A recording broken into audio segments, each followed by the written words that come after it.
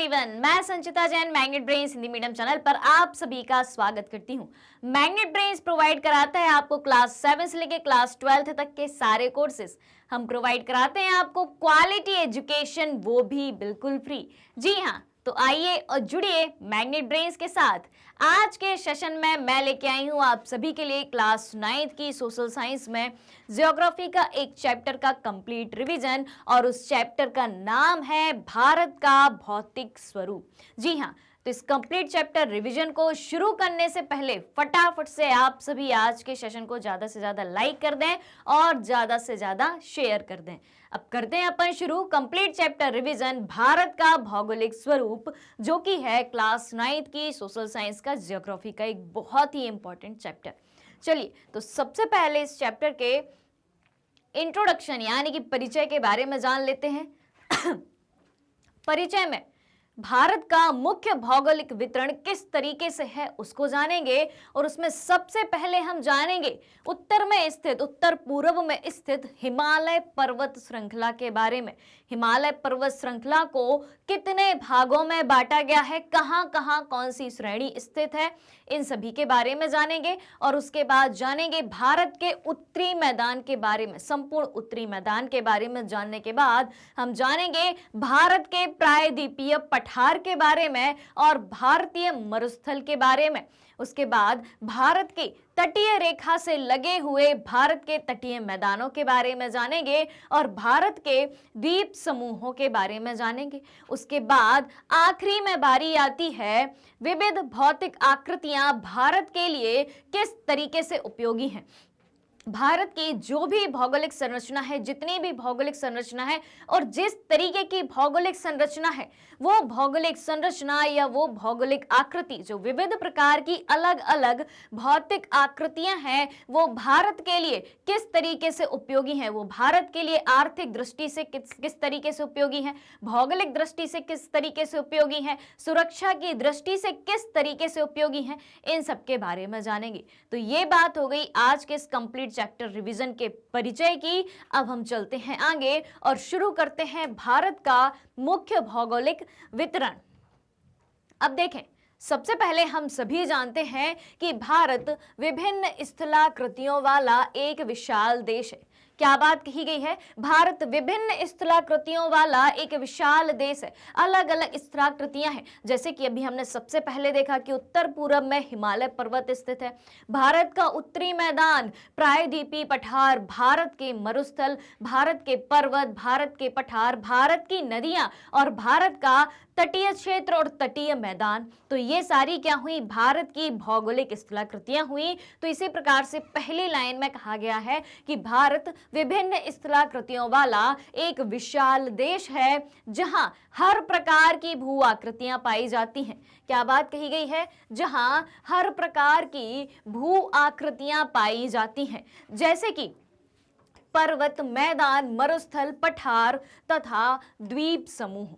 क्या बात कही गई है कि जहां हर प्रकार की भू आकृतियां पाई जाती हैं, हर प्रकार की भू स्थलाकृति या हर प्रकार की भू आकृति एक विशेष संरचना के रूप में अपन को दिखाई देती है, जैसे कि पर्वत, मैदान, मरुस्थल, पठार तथा द्वीप समूह। ये सारी चीजें हम इस चैप्टर के अंतर्गत पढ़ने वाले हैं कि भारत में भौगोलिक स्थलाकृतियां कितनी हैं, कितने प्रकार की हैं और किस तरीके से उनको हमें मानचित्र में दर्शाया गया है। अब चलते हैं अपन आगे। अब देखें भाई, सबसे पहले हम जानेंगे हिमालय पर्वत के बारे में। हिमालय पर्वत श्रृंखला कहां से कहां तक कितनी फैली है, उस बारे में जानेंगे। कौन कौन सी मुख्य श्रेणियां हैं और हिमालय पर्वत श्रृंखला के अंतर्गत क्या क्या चीजें आती हैं, इन सब के बारे में जानेंगे। तो भारत के मुख्य भौगोलिक वितरण में सबसे पहले हम चर्चा करने वाले हैं हिमालय पर्वत श्रृंखला के बारे में। यहाँ पर आपको भारत का नक्शा दिख रहा है, भारत का मैप या भारत का मानचित्र दिख रहा है। और सबसे पहले हम देखें तो यहां से यहां तक का जब एरिया अपन देखते हैं, पूरा उत्तर पूर्वी एरिया जब अपन देखते हैं, पूरा उत्तर पूर्वी एरिया जब अपन देखते हैं तो अपन पाते हैं कि एक विशाल हिमालय श्रृंखला फैली हुई है इतने पूरे क्षेत्र में। उसके बाद इस वाले एरिया को आप देखें, एक बार अपन भारत का मैप बहुत अच्छे से समझ लेते हैं, उसके बाद हम हर एक स्थलाकृति के बारे में डिटेल से जानेंगे। तो सबसे पहले अपन ने देखा कि उत्तर से लेके पूरब तक, उत्तर पूरब में पूरी विशाल हिमालय श्रृंखला फैली हुई है। और यहाँ पे हम देखें भारतीय मरुस्थल फैला हुआ है इस एरिया में। इस एरिया में जो है आपको भारतीय मरुस्थल दिख रहा है। और ये जो पार्ट है उत्तरी मैदान का पूरा पार्ट है, उत्तरी मैदान का पूरा पार्ट है। उसके नीचे हम आते हैं तो हमें अरावली श्रेणी नजर आती है, जो भारत की सबसे प्राचीन पर्वत श्रृंखला के रूप में जानी जाती है, अरावली श्रेणी, जो कि राजस्थान में स्थित है। उसके बाद देखें तो यहाँ पे हमें मालवा का पठार नजर आता है। यहाँ पे मध्य भारत की बात हो रही है। ये जितना पूरा एरिया है मध्य भारत है, भारत के बीचों बीच स्थित है, यानी कि मध्य भारत का पूरा क्षेत्र है। तो यहाँ पे हमें मध्य भारत के पठार में सबसे पहले मालवा का पठार नजर आता है। उसके नीचे आप देखें मध्य प्रदेश का ये पूरा एरिया है, मध्य भारत की बात कर रही हूँ। तो यहाँ पे आप देखें तो ये पूरा आपको विंध्य श्रेणी दिखती है, यहाँ पे आपको सतपुड़ा श्रेणी दिखती है, और उसी के थोड़े से नीचे यहाँ पे आपको महादेव पहाड़ियां दिखती हैं। इतनी बातें क्लियर हुई। ये अपन ने देखा पूरा हिमालयी क्षेत्र, ये है भारतीय मरुस्थल, ये है उत्तर का मैदान। यहाँ पे आप देखें तो अरावली पर्वत श्रृंखला जो कि राजस्थान में स्थित है, और अरावली पर्वत श्रृंखला भारत की सबसे प्राचीन पर्वत श्रृंखला के रूप में मानी जाती है। उसके नीचे देखा अपन ने मालवा का पठार, उसके नीचे देखा अपन ने सतपुड़ा श्रेणी, और ये हो गई अपनी महादेव श्रेणियां। छोटा नागपुर का पठार, इस तरफ अपन नजर डालें, यहां पे आप देखें ये आपको दिखेगा क्या, छोटा नागपुर का पठार, जो कि खनिज संसाधनों की दृष्टि से सबसे महत्वपूर्ण पठार है। छोटा नागपुर का पठार जिसे भारत का रूर प्रदेश भी कहा जाता है, क्योंकि ये सर्वाधिक खनिज संपन्न पठार है, सर्वाधिक खनिज संपन्न भूस्थलाकृति है। उसके बाद हम नीचे आए, यहाँ पे देखें, आपको दिखेगा इसके जस्ट नीचे दक्कन का पठार यहाँ पे दिख रहा है। फिर उसके बाद देखें यहाँ पे आपको अपन भारत की तटीय रेखा के बारे में जानकारी एकत्रित करते हैं। तो यहाँ पे आप देखें तो भारत की तटीय रेखा यहाँ से लेके पूरी यहाँ तक जो आपको यहाँ पे दिख रही है, यहाँ से आप देखते जाएं पूरी ये भारत की तटीय रेखा है, भारत की तटीय रेखा है, क्योंकि यहाँ पर पश्चिम की साइड अरब सागर स्थित है, पूरब की साइड यहाँ पे बंगाल की खाड़ी स्थित है, और यहाँ पर सर्वत्र जो है सभी जगह जो है हिंद महासागर फैला हुआ है।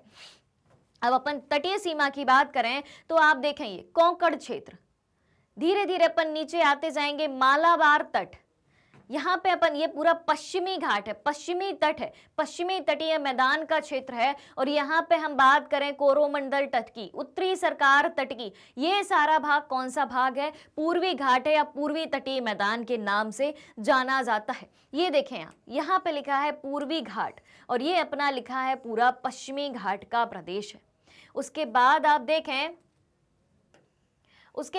देखें इसी के साइड में यहाँ पे हम देखें दक्षिण की तरफ नीलगिरी की पहाड़ियां दिखाई देती हैं, और यहाँ पे हमें नीचे अन्नामलाई या अनाईमुदी की पहाड़ियां दिखाई देती हैं। फिर इसके बाद हम चलें नदियों की तरफ। पूरे भारत का नक्शा मैं बहुत अच्छे से समझाऊंगी, भारत का भौगोलिक स्वरूप या भारत का भौगोलिक मानचित्र आपको दिखाने वाली हूँ, पूरा फिजिकल भारत आपको दिखाने वाली हूँ।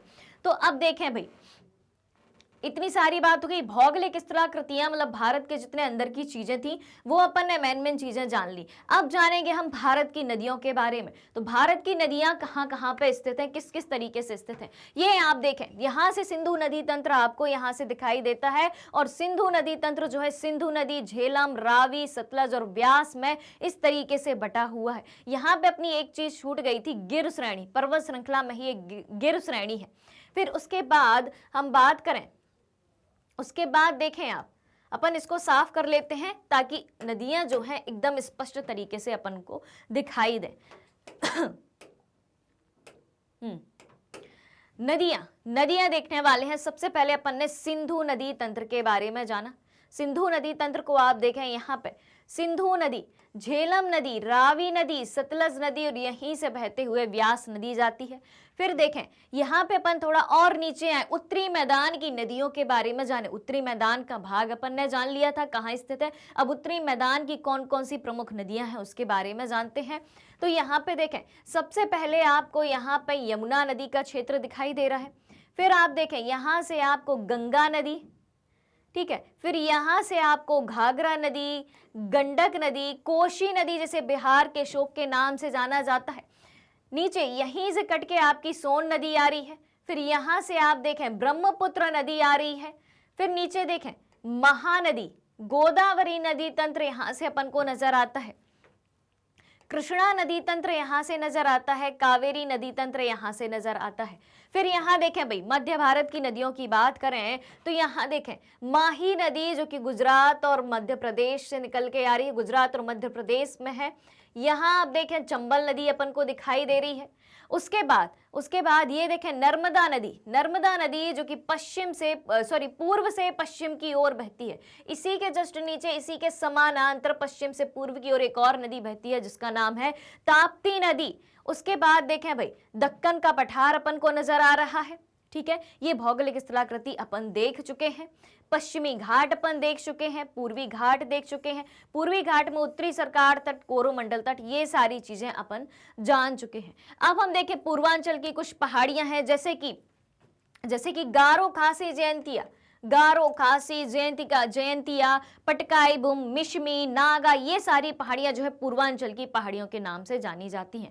तो ये सारी स्थलाकृतियां, ये सारी भौगोलिक स्थलाकृतियां पूरा भारत का भौतिक भूभाग जो है एक मैप के द्वारा आपको समझा दिया गया है। यानी कि बेसिक नॉलेज, उथला नॉलेज अब आपको हो गया है। ये चीज मैंने सबसे पहले आपको इसलिए बताई ताकि आगे जितनी भी चीजें अपन पढ़ें तो आप कनेक्ट कर पाओ, आपको कम से कम लोकेशन तो पता हो कि कौन सी चीज कहाँ पे स्थित है, ठीक है। तो एक बार भारत का पूरा नक्शा जो है जानना बहुत जरूरी था, वो अपन ने जान लिया। अब अपन ऊपर से नीचे तक सारी चीजें बहुत डिटेल में एक एक करके जानने वाले हैं। क्लियर यहां तक की बात? अगर ना हो कुछ क्लियर तो फटाफट से आप सभी जो है कमेंट करके मुझे बता दें, आपकी सारी समस्याओं का समाधान जो है किया जाएगा। अब देखें हिमालय पर्वत श्रृंखला की बात करेंगे। अब अपन सबसे पहले अपन चलेंगे सबसे ऊपर, उत्तर और पूरब की बात करेंगे, हिमालय पर्वत श्रृंखला की बात करेंगे। हिमालय पर्वत श्रृंखला भारत की उत्तरी सीमा पर, कहां पे? भारत की उत्तरी सीमा पर विस्तृत हिमालय भूगर्भीय रूप से युवा है, ठीक है, और बनावट के दृष्टिकोण से वलित पर्वत श्रृंखला है। क्या बात कही गई है कि भारत की उत्तरी सीमा पर विस्तृत हिमालय भूगर्भीय रूप से युवा है एवं बनावट के दृष्टिकोण से जो है वलित पर्वत श्रृंखला है। एक बात अपनी क्लियर हो गई। अब देखें ये पर्वत श्रृंखलाएं यानी कि हिमालय पर्वत श्रृंखला जो है, ये पर्वत श्रृंखलाएं पश्चिम पूर्व दिशा में सिंधु से लेकर ब्रह्मपुत्र तक फैली हैं। कहां से? पश्चिम पूर्व दिशा में सिंधु से लेकर कहां तक फैली हैं? ब्रह्मपुत्र तक फैली हैं, जिसकी लंबाई 2400 किलोमीटर है और ये विश्व की सबसे ऊंची पर्वत श्रेणियों का प्रतिनिधित्व करती हैं। उत्तरी सीमा पर हिमालय स्थित है और यहां से आप देखें कि सिंधु नदी तंत्र से लेकर ये अपनी जो सिंधु नदी दिखाई दे रही है, इसीलिए आपको नदियां भी इस मैप में मैंने दिखाई। भले इस चैप्टर में अपन को नदियों के बारे में नहीं पढ़ना है, लेकिन हर एक चीज जानना जरूरी है, क्योंकि जब आप भारत के भौगोलिक स्वरूप के बारे में जानते हैं, आप फिजिकल ज्योग्राफी के बारे में पढ़ते हैं, तो सबसे पहले आपको एक पूरा भारत का नक्शा, भारत का भौतिक प्रदेश का नक्शा जो है आपको समझना बहुत इंपॉर्टेंट है। तो सबसे पहले क्या बात कही गई कि सिंधु से लेकर ब्रह्मपुत्र नदी तक, यहां आप देखें सिंधु नदी बिल्कुल अंदर तक आ रही है, यहां से यहां तक। तो सिंधु नदी तंत्र से लेकर सिंधु से लेकर ब्रह्मपुत्र तक फैली है। यहां तक देखें आप, ये है अपनी ब्रह्मपुत्र नदी।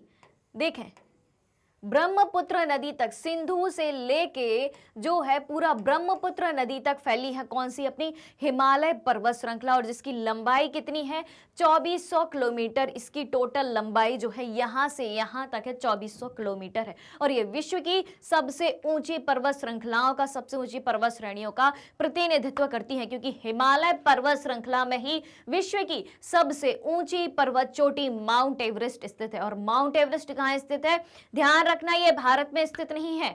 हिमालय पर्वत श्रृंखला की सबसे ऊंची चोटी जो कौन सी है, वो है माउंट एवरेस्ट है, नेपाल में स्थित है। क्लियर हो गई बात। अब देखें इसकी चौड़ाई, ठीक है, लंबाई की बात हो गई कि 2400 किलोमीटर है इसकी, ठीक है। अब इसकी चौड़ाई की बात करें तो इसकी चौड़ाई कश्मीर में 400 किलोमीटर, कश्मीर में कितनी है, कश्मीर में जो है 400 किलोमीटर है। और अरुणाचल प्रदेश में कितनी है, अरुणाचल प्रदेश में 150 किलोमीटर है। क्लियर। पश्चिम भाग की अपेक्षा पूर्वी भाग की ऊंचाई में अधिक विविधता पाई जाती है। ये हो गया इसका पश्चिमी भाग हिमालय पर्वत का, और ये हो गया इसका पूर्वी भाग।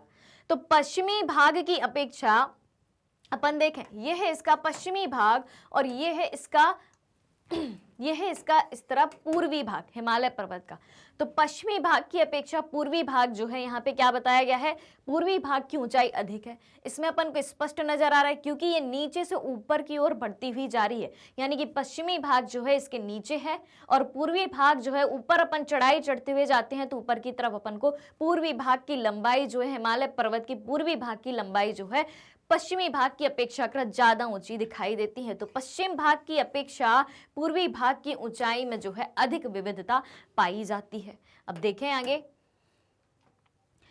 हिमालय का देशांतरीय विभाजन की अब हम बात करें तो सबसे पहले हम जानेंगे महान या आंतरिक हिमालय या हिमाद्री, और उसके बाद निम्न हिमालय या हिमाचल, और तीसरी बात आती है अपनी शिवालिक की। ये तीनों चीजें अब अपन खोजेंगे कहाँ, अपने भारत के नक्शे में हिमालय पर्वत श्रृंखला में। तो सबसे पहले क्या बात कही गई है, महान या आंतरिक हिमालय या हिमाद्री कहाँ पे है। महान या आंतरिक हिमालय या हिमाद्री जो है पूरा जो यहाँ से यहाँ तक का अपना क्षेत्र आता है, महान हिमालय या आंतरिक हिमालय हिमाद्री के नाम से जाना जाता है। निम्न हिमालय या हिमाचल, और इसे ही हम लघु हिमालय के नाम से जानते हैं, इसे ही हम लघु हिमालय के नाम से जानते हैं। निम्न हिमालय या हिमाचल या लघु हिमालय, यहाँ पे जब हिमाचल पर्वत श्रृंखला आ जाती है, हिमाचल प्रदेश आ जाता है, तो वहां पर कहाँ है, लघु हिमालय इस एरिया में पूरा स्थित होता है, ठीक है। और उसके बाद आती है अपनी शिवालिक श्रेणियों की। तो शिवालिक श्रेणी स्पष्ट रूप से यहाँ पे आपको दिखाई गई है। तो ये पूरी की पूरी क्या है, अपनी शिवालिक श्रेणी है। इस तरीके से जो है हिमालय को 3 भागों में बांटा गया है। पहला है अपना महान या आंतरिक हिमालय या हिमाद्री, जिसे बृहद हिमालय के नाम से भी जाना जाता है क्योंकि इसका पार्ट जो है सबसे ज्यादा विस्तृत है। उसके बाद निम्न हिमालय या हिमाचल या लघु हिमालय, जो कि हिमाचल के क्षेत्र में आता है। और उसके बाद बारी आती है शिवालिक की। शिवालिक का क्षेत्र यहाँ पे सीधा दर्शाया गया है। क्लियर हो गई बात। अब आपको यहाँ पे कुछ चीजें दिख रही होंगी, जैसे कि राकापोशी, नंगा पर्वत, जोजिला, ठीक है, यहाँ पे लद्दाख, जास्कर, पीर पंजाल, ये सारी क्या है, ये सारी हैं हिमालय पर्वत श्रृंखला की चोटियों के नाम है, ठीक है। और यहाँ पे आपको जैसे दिख रहा होगा, यहाँ पे जैसे कि आपको दिख रहा होगा दर्रे दिख रहे हैं कुछ, जैसे कि काराकोरम दर्रा, बड़ा लाचा, सिपकीला, नाथुला, बोमडीला, ये सब क्या है, ये सब है हिमालय पर्वत श्रृंखला के मुख्य दर्रे हैं। क्लियर हो गई बात। तो यहां तक का एरिया भी अपन ने देखा कि हिमालय का देशांतरी विभाजन जब हमने जाना, और हिमालय के देशांतरी विभाजन में हमने देखा कि हिमालय पर्वत श्रृंखला को महान या आंतरिक हिमालय या हिमाद्री, जिसे बृहद हिमालय भी कहा जाता है, उसमें निम्न हिमालय या हिमाचल यानी कि लघु हिमालय और शिवालिक इस तरीके के पार्ट्स में जो है डिवाइड करके हमें दिखाया गया है। अब चलते हैं अपन आगे। अब देखें महान या आंतरिक हिमालय या हिमाद्री, जो सबसे पहला पार्ट है अपना, सबसे ऊपर का जो पार्ट है, जिसे सबसे बृहद हिमालय के रूप में जाना जाता है। तो महान या आंतरिक हिमालय या हिमाद्री की अब हम बात करें तो यह सबसे उत्तरी भाग में स्थित, सबसे उत्तरी भाग में सबसे ऊपर का भाग है ये महान या आंतरिक हिमालय।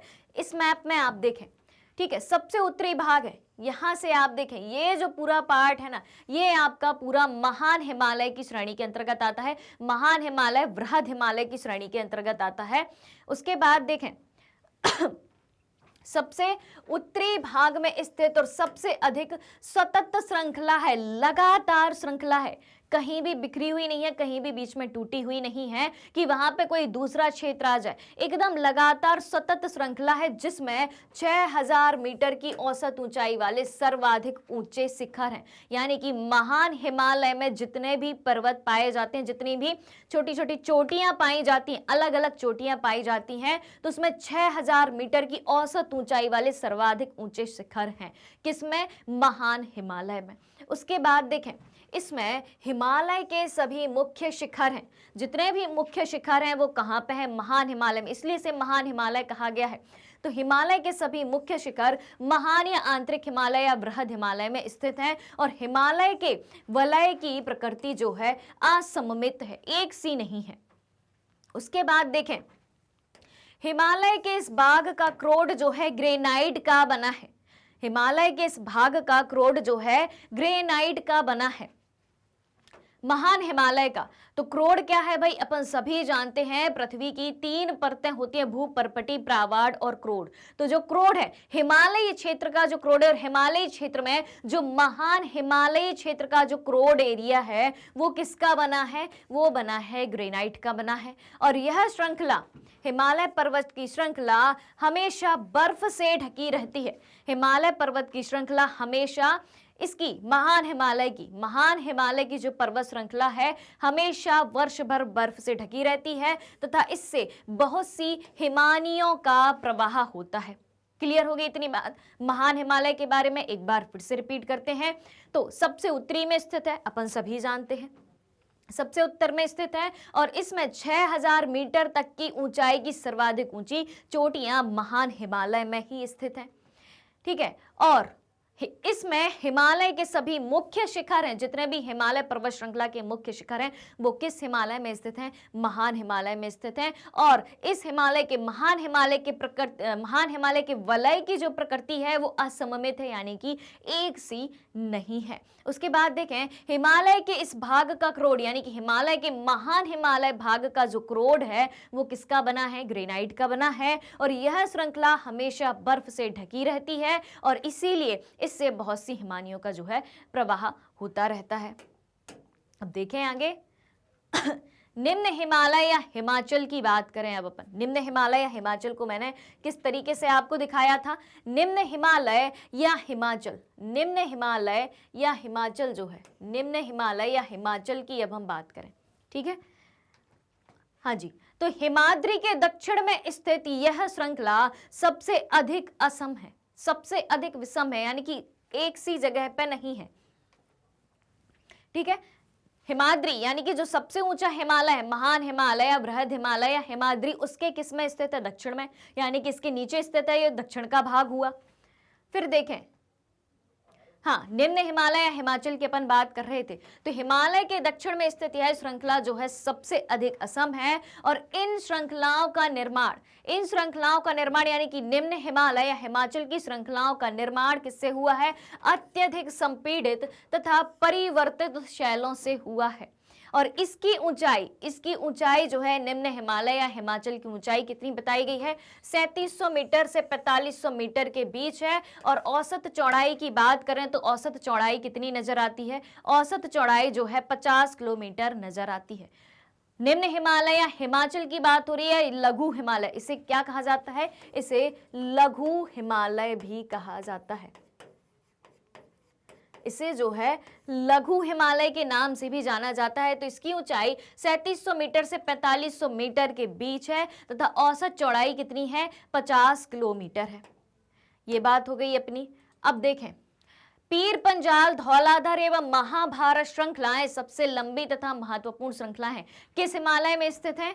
पीर पंजाल श्रृंखला, धौलाधर श्रृंखला, महाभारत श्रृंखला सबसे लंबी तथा महत्वपूर्ण श्रृंखलाएं किस हिमालय में है? ये सारी की सारी निम्न हिमालय, हिमाचल या लघु हिमालय में स्थित है। कहाँ स्थित है? लघु हिमालय, हिमाचल या निम्न हिमालय में स्थित हैं। कौन कौन सी? पीर पंजाल, धौलाधर और महाभारत श्रृंखलाएं। उसके बाद देखें, इसी श्रृंखला में कश्मीर की घाटी तथा हिमाचल के कांगड़ा, कश्मीर की घाटी तथा हिमाचल के कांगड़ा और कुल्लू घाटियां भी कहाँ स्थित हैं? कहाँ स्थित है? निम्न हिमालय, हिमाचल या लघु हिमालय में ही स्थित है। कौन कौन सी? कश्मीर की घाटी, हिमालय की कांगड़ा, हिमाचल की कांगड़ा और कुल्लू घाटी। हिमाचल की कांगड़ा और कुल्लू घाटी इसी हिमालय में स्थित है। किसमें? निम्न हिमालय, जिसे हिमाचल भी कहा जाता है और लघु हिमालय भी कहा जाता है। और इस क्षेत्र को पहाड़ी नगरों के रूप में भी जाना जाता है। आपसे सवाल पूछा जाए कि हिमालय के किस क्षेत्र को पहाड़ी नगरों के रूप में जाना जाता है, तो आप क्या बताएंगे? निम्न हिमालय या हिमाचल या लघु हिमालय, तीनों नाम है इसके। क्लियर हो गई बात? तो इसमें कौन कौन सी श्रृंखलाएं स्थित हैं? निम्न हिमालय में या लघु हिमालय में या हिमाचल श्रेणी में? तो पीर पंजाल, धौलाधर, महाभारत श्रृंखलाएं इसकी सबसे लंबी तथा महत्वपूर्ण श्रृंखलाएं हैं। और इस श्रृंखला में कश्मीर की घाटी तथा हिमाचल के कांगड़ा एवं कुल्लू घाटियां स्थित हैं और इस क्षेत्र को पहाड़ी नगरों के लिए जो है जाना जाता है। All clear? यहां तक सब कुछ क्लियर सभी को? तो फटाफट से मुझे बता दो कमेंट में कि हाँ, यहां तक जो है सब कुछ क्लियर है। अब देखें, शिवालिक की बात करें, निम्न हिमालय के नीचे की बात करें तो हिमालय की सबसे बाहरी श्रृंखला को शिवालिक कहा जाता है। बिल्कुल, इस मैप में आप देखें कहाँ गया, ये है सबसे बाहरी श्रृंखला है हिमालय की। कौन सी? शिवालिक श्रेणी। क्या कहा गया है? शिवालिक श्रेणी जो है, शिवालिक श्रेणी जो है सबसे बाहरी श्रृंखला है किसकी? हिमालय पर्वत श्रृंखला की। अब देखें, हाँ, और इसकी चौड़ाई की बात करें, इसकी चौड़ाई की बात करें तो 10 से 50 किलोमीटर और ऊंचाई कितनी है? ऊंचाई कितनी है? 900 से 1100 मीटर के बीच है। और ये श्रृंखलाएं कौन सी? शिवालिक श्रृंखलाएं। शिवालिक श्रृंखलाएं जो है उत्तर में स्थित मुख्य हिमालय की श्रृंखलाओं से नदियों द्वारा लाई गई असंपीड़ित अवसादों से बनी है। अपन ने पिछले में जब महान हिमालय के बारे में बात करी थी, उसके बाद निम्न हिमालय के बारे में बात करी थी, तो वो किस चीज से बने हैं, किस तरीके की संरचना है, उसके बारे में जाना था। तो शिवालिक श्रेणी जो है, शिवालिक पर्वत श्रृंखलाएं जो है वो किससे निर्मित है? तो ये श्रृंखलाएं उत्तर में स्थित मुख्य हिमालय की श्रृंखलाओं से नदियों द्वारा लाई गई असंपीड़ित अवसादों से बनी है। जो मुख्य हिमालय है, जो सबसे ऊपर वाला हिमालय है, महान हिमालय है, वृहद हिमालय है, उस हिमालय की श्रृंखलाओं से जो नदियां हैं, वो जो नदियां निकली हैं और उन नदियों द्वारा लाई गई जो असंपीड़ित अवसाद हैं, उससे मिलकर शिवालिक श्रेणी का निर्माण हुआ है। और ये घाटियां बजरी तथा जलोढ़ की मोटी परत से ढकी हुई हैं। शिवालिक पर्वत श्रृंखला की जितनी भी घाटियां हैं वो बजरी यानी कि रेत तथा जलोढ़ की मोटी परत से ढकी हुई हैं। यहां तक की बातें क्लियर हुई। अपन ने तीनों हिमालय के जो 3 पार्ट हैं उसके बारे में जानकारी प्राप्त कर ली। महान हिमालय या वृहद हिमालय या हिमाद्री। दूसरा कौन सा था अपना? दूसरा था निम्न हिमालय, हिमाचल या लघु हिमालय। और तीसरा है अपना शिवालिक हिमालय। क्लियर? इन तीनों के बारे में अपन को जानकारी मिल गई। अब देखें, निम्न हिमालय तथा शिवालिक के बीच में स्थित लंबवत घाटी को किस नाम से जाना जाता है? दून के नाम से। निम्न हिमालय और शिवालिक के बीच में स्थित लंबवत घाटी जो है उसे किस नाम से जाना जाता है? दून के नाम से जाना जाता है। यहाँ पे आप देखें, मैप में एक बार फिर से देखें, हाँ जी, तो निम्न हिमालय और शिवालिक के बीच की जो घाटी है उसे किस नाम से जाना जाता है? दून के नाम से। निम्न हिमालय, ये अपना इधर पे जो हिमाचल वाली श्रेणी थी, निम्न हिमालय और शिवालिक के बीच की जो घाटी है, शिवालिक के बीच की जो घाटी है उसे किस नाम से जाना जाता है? दून के नाम से जाना जाता है। उसे जो है हम दून के नाम से जानते हैं। जैसे कि देहरादून उत्तराखंड का एक शहर है, देहरादून, कोटली दून, पाटली दून, क्या है ये? निम्न हिमालय और शिवालिक के बीच में स्थित लंबवत घाटियां हैं जिनको दून के नाम से जाना जाता है। तो कौन कौन से हैं प्रसिद्ध दून? देहरादून सभी जानते हैं, उत्तराखंड का एक शहर है, और कोटली दून और पाटली दून। क्लियर, यहां तक की बात है। तो दून कहाँ स्थित है? निम्न हिमालय और शिवालिक के बीच। कहां पे? जो सेकंड नंबर का हिमालय था और थर्ड नंबर का हिमालय था, तो निम्न हिमालय और शिवालिक के बीच में स्थित लंबवत घाटी को किस नाम से जाना जाता है? दून। कौन कौन से दून है? देहरादून, कोटली दून और पाटली दून। क्लियर, चलते हैं अब आगे। अब देखें, पश्चिम से पूर्व तक स्थित क्षेत्रों के आधार पर हिमालय का विभाजन देखें। हिमालय का विभाजन कहां से कहां तक? पश्चिम से लेके पूर्व तक स्थित क्षेत्रों के आधार पर हिमालय का विभाजन अब अपन देखें। अभी अपन ने हिमालय को देखा कि हिमालय में क्या क्या चीजें हैं, जैसे कि ऊपर का भाग, सबसे ऊपर का भाग, उत्तरी भाग महान हिमालय के नाम से जाना जाता था।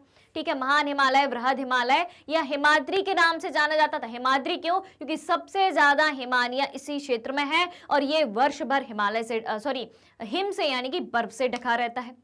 उसके बाद हमने जाना निम्न हिमालय, लघु हिमालय या हिमाचल श्रेणी, और तीसरी बात जानी थी हमने शिवालिक पर्वत श्रृंखला के बारे में। अब हम जानेंगे कि पश्चिम से लेकर पूर्व तक स्थित क्षेत्रों के आधार पर, किसमें? क्षेत्रों के आधार पर हिमालय का विभाजन जानेंगे। सबसे पहले हम जानेंगे पंजाब हिमालय के बारे में। किसके बारे में? पंजाब हिमालय के बारे में।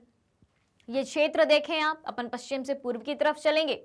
ठीक है, यहां से यहां तक चलेंगे। सबसे पहले जो क्षेत्र आता है हिमालय का, क्षेत्र के आधार पर, ठीक है, किसके आधार पर? क्षेत्रों के आधार पर विभाजन बताया जा रहा है। तो पंजाब हिमालय की सबसे पहले हम बात करेंगे। ठीक है, पंजाब हिमालय, ध्यान से सुनना और ध्यान से आप देखना, याद करना बहुत इंपॉर्टेंट है और समझना भी, दोनों चीजें इंपॉर्टेंट है यहां पे। पंजाब हिमालय सतलज और सिंधु के बीच स्थित हिमालय का भाग। किसका? सतलज नदी और सिंधु नदी, सतलज और सिंधु के बीच का भाग जो है पंजाब हिमालय के नाम से जाना जाता है। लेकिन पश्चिम से पूर्व तक क्रमशः इसे कश्मीर तथा हिमाचल हिमालय के नाम से जाना जाता है। पश्चिम से पूर्व तक इसे यहां से लेके यहां तक, ठीक है, क्षेत्रीय विभाजन की बात हो रही है, तो यहां से लेके यहां तक का जो भाग होगा किस नाम से? कश्मीर हिमालय। यानी कि पश्चिम में जब ये भाग आएगा तो ये कश्मीर हिमालय, और पूर्व में जब भाग आएगा तो हिमाचल हिमालय के नाम से जाना जाएगा, क्योंकि पश्चिम में जो है ये कश्मीर से लगता है और पूर्व में जो है ये हिमाचल से लगता है। तो पश्चिम से पूर्व तक, पश्चिम में जो है कश्मीर हिमालय और पूर्व में जो है कौन सा? हिमाचल हिमालय के नाम से जाना जाता है। और किन नदियों के बीच स्थित है? सतलज और सिंधु। कौन कौन? सतलज और सिंधु नदी के बीच स्थित है पंजाब हिमालय का भाग। ठीक है, सतलज नदी तंत्र और सिंधु, पंजाब में सतलज नदी बहती है, यहां से आएगी अपनी सिंधु नदी, और सतलज नदी तंत्र के बीच जो किस कहां है, कौन सा हिमालय है? पंजाब हिमालय है। और पश्चिम और पूर्व में से क्या कहा जाएगा? पश्चिम में इसे कश्मीर हिमालय और पूर्व में इसे हिमाचल हिमालय के नाम से जाना जाता है। एक बात हो गई, एक हो गया अपना पंजाब हिमालय। ठीक है, दूसरा अपना आता है अब कुमायूं हिमालय। कौन सा? कुमायूं हिमालय। कुमायूं हिमालय अब कौन सी नदी में है भाई? कौन सी नदी के बीच स्थित है? सबसे पहला फैक्ट ये होता है, तो कुमायूं हिमालय जो है सतलज तथा काली नदियों के बीच स्थित है। कौन सा हिमालय? कुमायूं हिमालय जो है सतलज तथा काली नदियों के बीच स्थित हिमालय के भाग को कुमायूं हिमालय के नाम से जाना जाता है। सतलज तथा काली नदी, ये यहाँ से अपना जहाँ पंजाब हिमालय खत्म होता है वहीं से सतलज और काली नदी के बीच का जो क्षेत्र है, सतलज और काली नदी के बीच का जो क्षेत्र है वो किस नाम से जाना जाएगा? अपना कुमायूं हिमालय के नाम से जाना जाएगा। दो पार्ट हो गए अपने, एक हो गया पंजाब हिमालय, दूसरा हो गया अपना कुमायूं हिमालय। उसके बाद देखें नेपाल हिमालय की अब हम बात करें तो काली नदी और तिस्ता नदी, काली व तिस्ता नदियां नेपाल हिमालय का निर्माण करती हैं। यहां से जहां पे काली नदी खत्म होती है, ठीक है, यानी कि काली नदी और तिस्ता नदी के बीच का जो पूरा क्षेत्र रहेगा वो नेपाल हिमालय के नाम से जाना जाता है। अब देखें आखिरी हिमालय का पार्ट जो आता है क्षेत्र के आधार पर वो है अपना असम हिमालय। असम हिमालय किन दो नदियों के बीच का क्षेत्र जाना जाएगा? तो असम हिमालय जो है तिस्ता एवं दिहांग नदियां, तिस्ता और दिहांग नदियां, यहाँ पे भाई तिस्ता नदी और काली नदी के बीच का क्षेत्र नेपाल हिमालय हो गया था। अब तिस्ता नदी से शुरू होकर और दिहांग नदी तक का जो क्षेत्र होगा, तिस्ता नदी से शुरू होकर और दिहांग नदी तक का जो क्षेत्र होगा वो अपना कौन सा हिमालय कहलाएगा? अपना वो कहलाएगा असम हिमालय। ठीक है, तो एक बार अपन यहाँ पे लिख के देख लेते हैं। सबसे पहले अपन ने पढ़ा था पंजाब हिमालय। ठीक है, ध्यान से सुनना, यहीं से सारी ट्रिक है याद करने की। जो मैं अभी आपको लिख के बता रही हूँ, यहीं से सारी ट्रिक आपको पता चलेगी कि किस तरीके से हमें क्षेत्र के आधार पर हिमालय का विभाजन करना है और उसे याद रखना है। पंजाब हिमालय, पंजाब हिमालय। दूसरा है अपना कुमायूं हिमालय, पंजाब हिमालय, कुमायूं हिमालय। उसके बाद तीसरा है जो अपना नेपाल हिमालय, और उसके बाद अपना जो चौथा है पंजाब, कुमायूं, नेपाल और असम हिमालय।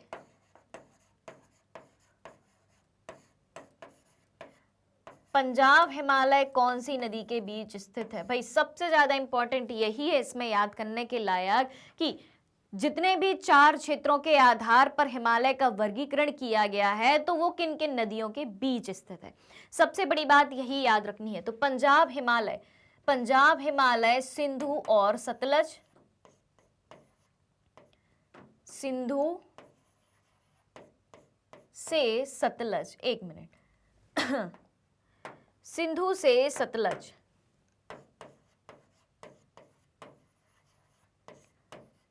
सिंधु से सतलज अपना कौन सा हिमालय हो गया?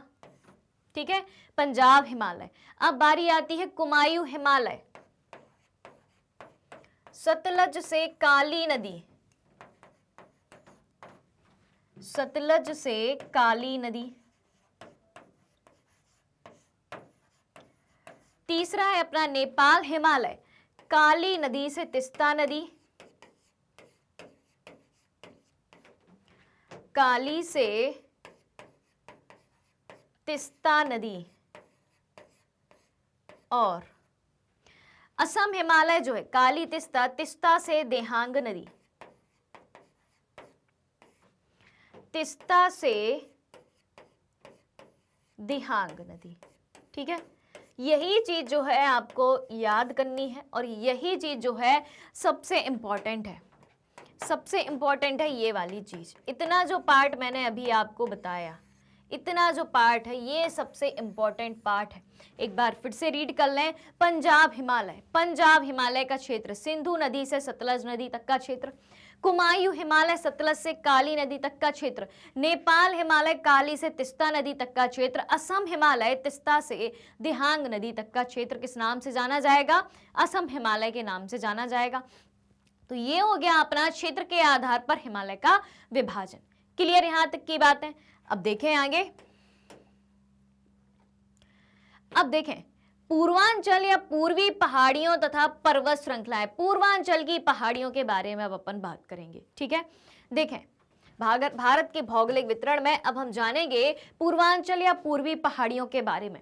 तो ये पूर्वी भारत की, एक सेकेंड, ये पूर्वी भारत की पर्वत श्रृंखलाएं हैं जो भारत का पूर्वी क्षेत्र है। इस मैप में आपको सिर्फ भारत का पूर्वी क्षेत्र ही दिखाया गया है। ठीक है, सिर्फ पूर्वी क्षेत्र, संपूर्ण क्षेत्र नहीं दिखाया भारत का, क्योंकि हम पूर्वांचल की पहाड़ियों के बारे में बात कर रहे हैं। तो सेपरेट होकर अपन सिर्फ पूर्वांचल की पहाड़ियों को समझने की कोशिश करते हैं। तो पूर्वांचल की पहाड़ियां जो हैं ये पूर्वी भारत की पर्वत श्रृंखलाएं हैं। कहाँ की हैं?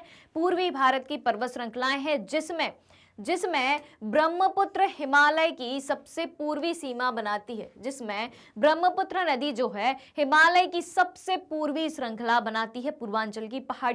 आगे देखें, दिहांग महाखड्ड के बाद अगला पॉइंट क्या कहता है? दिहांग महाखड्ड के बाद हिमालय दक्षिण की ओर एक तीखा मोड़ बनाते हुए भारत की पूर्वी सीमा के साथ फैल जाता है। सबसे पहले बात आती है दिहांग महाखड्ड की। भाई ये क्या है दिहांग महाखड्ड? याद करो, अभी अपन ने पढ़ा था कुछ ही मिनट पहले, ये बात अपन ने पढ़ी थी दिहांग नदी के बारे में। जी हाँ, जब अपन ने हिमालय का क्षेत्र के आधार पर विभाजन किया था पंजाब हिमालय, कुमायूं हिमालय, नेपाल हिमालय और उसके बाद आखिरी था असम हिमालय। तो असम हिमालय किन नदियों के बीच में स्थित था? असम हिमालय था तिस्ता और दिहांग नदियों के बीच में। असम हिमालय किसके बीच में था? तिस्ता और दिहांग नदियों के बीच में, जो कि सबसे आखिरी छोर पर था। ठीक है, तो भाई जब यहां से असम हिमालय से तिस्ता और दिहांग नदियों के बीच में जो असम हिमालय स्थित है, तो दिहांग महाखड्ड के बाद आखिरी में कौन सी नदी पड़ रही है? दिहांग। तो दिहांग नदी के महाखड्ड के बाद हिमालय जो है दक्षिण की ओर, यहां पे देखें हिमालय जो है दक्षिण की ओर, इधर से देखें सीधा दक्षिण की ओर एक तीखा मोड़ बनाता है, दक्षिण की ओर मुड़ जाएगा। दक्षिण की ओर तीखा मोड़ बनाते हुए भारत की पूर्वी सीमा के साथ फैल जाता है। ये फैल गया हिमालय भारत की पूरी पूर्वी सीमा के साथ। क्लियर हुई बात? दिहांग महाखड्ड किसकी बात कही जा रही है? जो असम हिमालय की बात अपन ने अभी सी की थी। असम हिमालय तिस्ता और दिहांग नदियों के बीच में स्थित है। तो दिहांग नदी का महाखड्ड जो है, वहां से दिहांग महाखड्ड के बाद हिमालय दक्षिण की ओर, यहां से सीधा दक्षिण की ओर मुड़ते हुए, दक्षिण की ओर मोड़ बनाते हुए भारत की पूर्वी सीमा के साथ यहां तक जो है पूरा फैल जाता है। उसके बाद देखें भाई, पूर्वांचल की पहाड़ियों की बात हो रही है, अपनी पूर्वी पहाड़ियों की बात हो रही है। तो ये पहाड़ियां, पूर्वांचल की पहाड़ियां उत्तर पूर्वी राज्यों से होकर गुजरती हैं। पूर्वांचल की पहाड़ियां जो हैं उत्तर पूर्वी राज्यों से, यहां से देखें भाई, उत्तर पूर्वी राज्यों से होकर, यहां से आप देखें पूरा उत्तर पूर्वी राज्यों से, ये उत्तर और ये अपना पूर्वी, उत्तर पूर्वी राज्यों से होकर गुजरती हैं। जैसे कि उत्तर पूर्वी राज्य कौन कौन से हो गए? अरुणाचल प्रदेश, नॉर्थ ईस्ट के सारे स्टेट, अरुणाचल प्रदेश, नागालैंड, मणिपुर, मिजोरम, त्रिपुरा तथा पूर्वी असम तथा मजबूत बलुआ पत्थर जो अवसादी शैलों से हैं, इनसे बनी है। कौन सी? उत्तर पूर्वी पहाड़ियां जो है, पूरब की पहाड़ियां जो है, पूर्वांचल की पहाड़ियां जो हैं उत्तर पूर्वी राज्यों से होकर गुजरती हैं। जैसे कि कौन कौन से राज्य आ जाते हैं उसमें? अरुणाचल प्रदेश, नागालैंड, मणिपुर, मिजोरम, त्रिपुरा तथा पूर्वी असम तथा मजबूत बलुआ पत्थरों से जो अवसादी शैल हैं उनसे मिलकर बनी हुई है। और ये घने जंगलों से ढकी हुई है। पूर्वी पहाड़ियां या पूर्वांचल की पहाड़ियां जो हैं घने जंगलों से ढकी हुई हैं। और इनमें कौन कौन सी पहाड़ियां प्रमुख हैं? जैसे कि पटकाई, नागा, मिजो तथा मणिपुर पहाड़ियां आदि शामिल हैं। अब मैप में देखें कहाँ है ये पहाड़ियां? पूर्वी भारत में। यहाँ पे देखें आप, डफला, मिरी, अबोर, मिशमी, यहाँ पे आप देखें पटकाई बुम, नागा पहाड़ियां, बरेल पहाड़ियां, गारो खासी जयंतिया पहाड़ियां, त्रिपुरा हिल्स, लुसाई पहाड़ियां, लेमाटोर पहाड़ियां, ये सब क्या है? पूर्वांचल की पहाड़ियां हैं। एक बार फिर से अपन इसको बहुत अच्छे से समझ लेते हैं, एक बार फिर से इसका रिवीजन कर लेते हैं। तो ये पूर्वांचल की पहाड़ियां जो है पूर्वी भारत की पर्वत श्रृंखलाएं हैं। ठीक है, एक बात क्लियर, जिसमें ब्रह्मपुत्र हिमालय की सबसे पूर्वी सीमा बनाती है। ब्रह्मपुत्र नदी जो है, यहाँ से ब्रह्मपुत्र नदी जो है हिमालय की सबसे पूर्वी सीमा बनाती है। और दिहांग महाखड्ड के बाद, यानी कि जहां असम हिमालय स्थित है, तिस्ता और दिहांग नदी के मध्य में, तो दिहांग नदी के महाखड्ड से सीधा दक्षिण की ओर हिमालय तीखा मोड़ बनाते हुए भारत की पूर्वी सीमा के साथ जो है फैल जाता है। और ये पहाड़ियां उत्तर पूर्वी राज्यों से होकर गुजरती हैं। वो उत्तर पूर्वी राज्य कौन कौन से हैं? जैसे कि अरुणाचल प्रदेश, नागालैंड, मणिपुर, मिजोरम, त्रिपुरा, पूर्वी असम। और ये पहाड़ियां जो है मजबूत बलुआ पत्थर, जो कि अवसादी शैलों के रूप में जाने जाते हैं, उनसे मिलकर बनी है। और इसके बाद देखें, ये पहाड़ियां जो है घने जंगलों से ढकी हुई हैं। इसमें क्या क्या चीजें आती हैं? पटकाई, कौन कौन सी पहाड़ियां आती हैं? पटकाई, नागा, मिजो तथा मणिपुर की पहाड़ियां शामिल हैं। और कई अन्य पहाड़ियां जो है अपन मैप के माध्यम से देख सकते हैं, जैसे कि डफला, मिरी, अभोर, मिशमी, पटकाई बुम, नागा पहाड़ियां, बरेल पहाड़ियां, गारो खासी जयंतिया पहाड़ियां, त्रिपुरा हिल्स, लुसाई पहाड़ियां, लेमाटोल पहाड़ियां। इस तरीके की कुछ पहाड़ियां हैं जो पूर्वांचल की पहाड़ियों के नाम से जानी जाती हैं, जो भारत के पूर्वी क्षेत्र में स्थित है, पूर्वी हिमालय में स्थित है। अब देखें भाई, उत्तरी मैदान की बात करें। ठीक है, अभी तक अपन ने क्या क्या बात करी? हिमालय की बात करी, और उसके बाजू में पूरब में जितनी भी पूर्वांचल की पहाड़ियां हैं उसकी बात करी। हिमालय की बात कर चुके।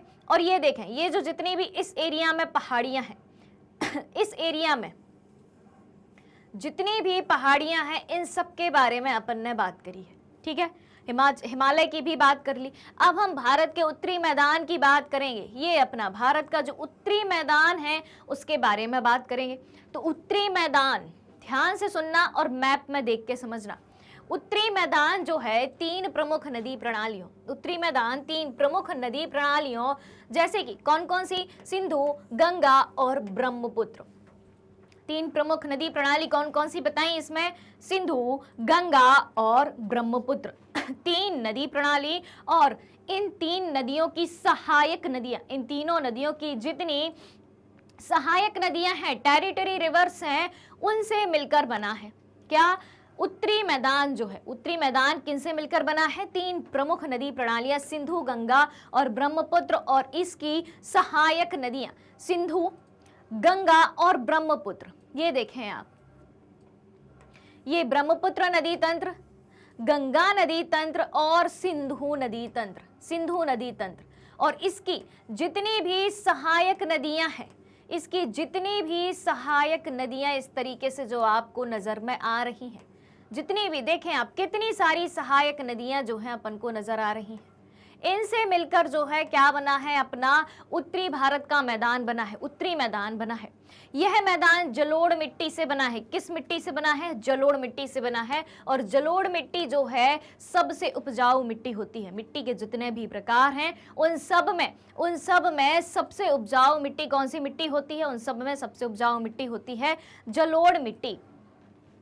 लाखों वर्षों में हिमालय के गिरिपाद में स्थित, हिमालय के गिरिपाद, गिरी का मतलब होता है, इस शब्द का मतलब समझना, गिरिपाद, गिरी का मतलब होता है पर्वत, यानी कि जो हिमालय पर्वत है एक पर्वत है, और पर्वत के नीचे की जो सतह होती है मतलब निचला पर्वत, निचला भाग जो है गिरिपाद कहलाता है। पाद यानी कि चरण या पैर, ठीक है, यानी कि पर्वत के नीचे का जो भाग, जिस तरीके से हमारे शरीर का सबसे निचला भाग पैर होते हैं, इसी तरीके से पर्वतों का सबसे निचला भाग जिसे किस नाम से जाना गया, गिरिपाद के नाम से जाना गया।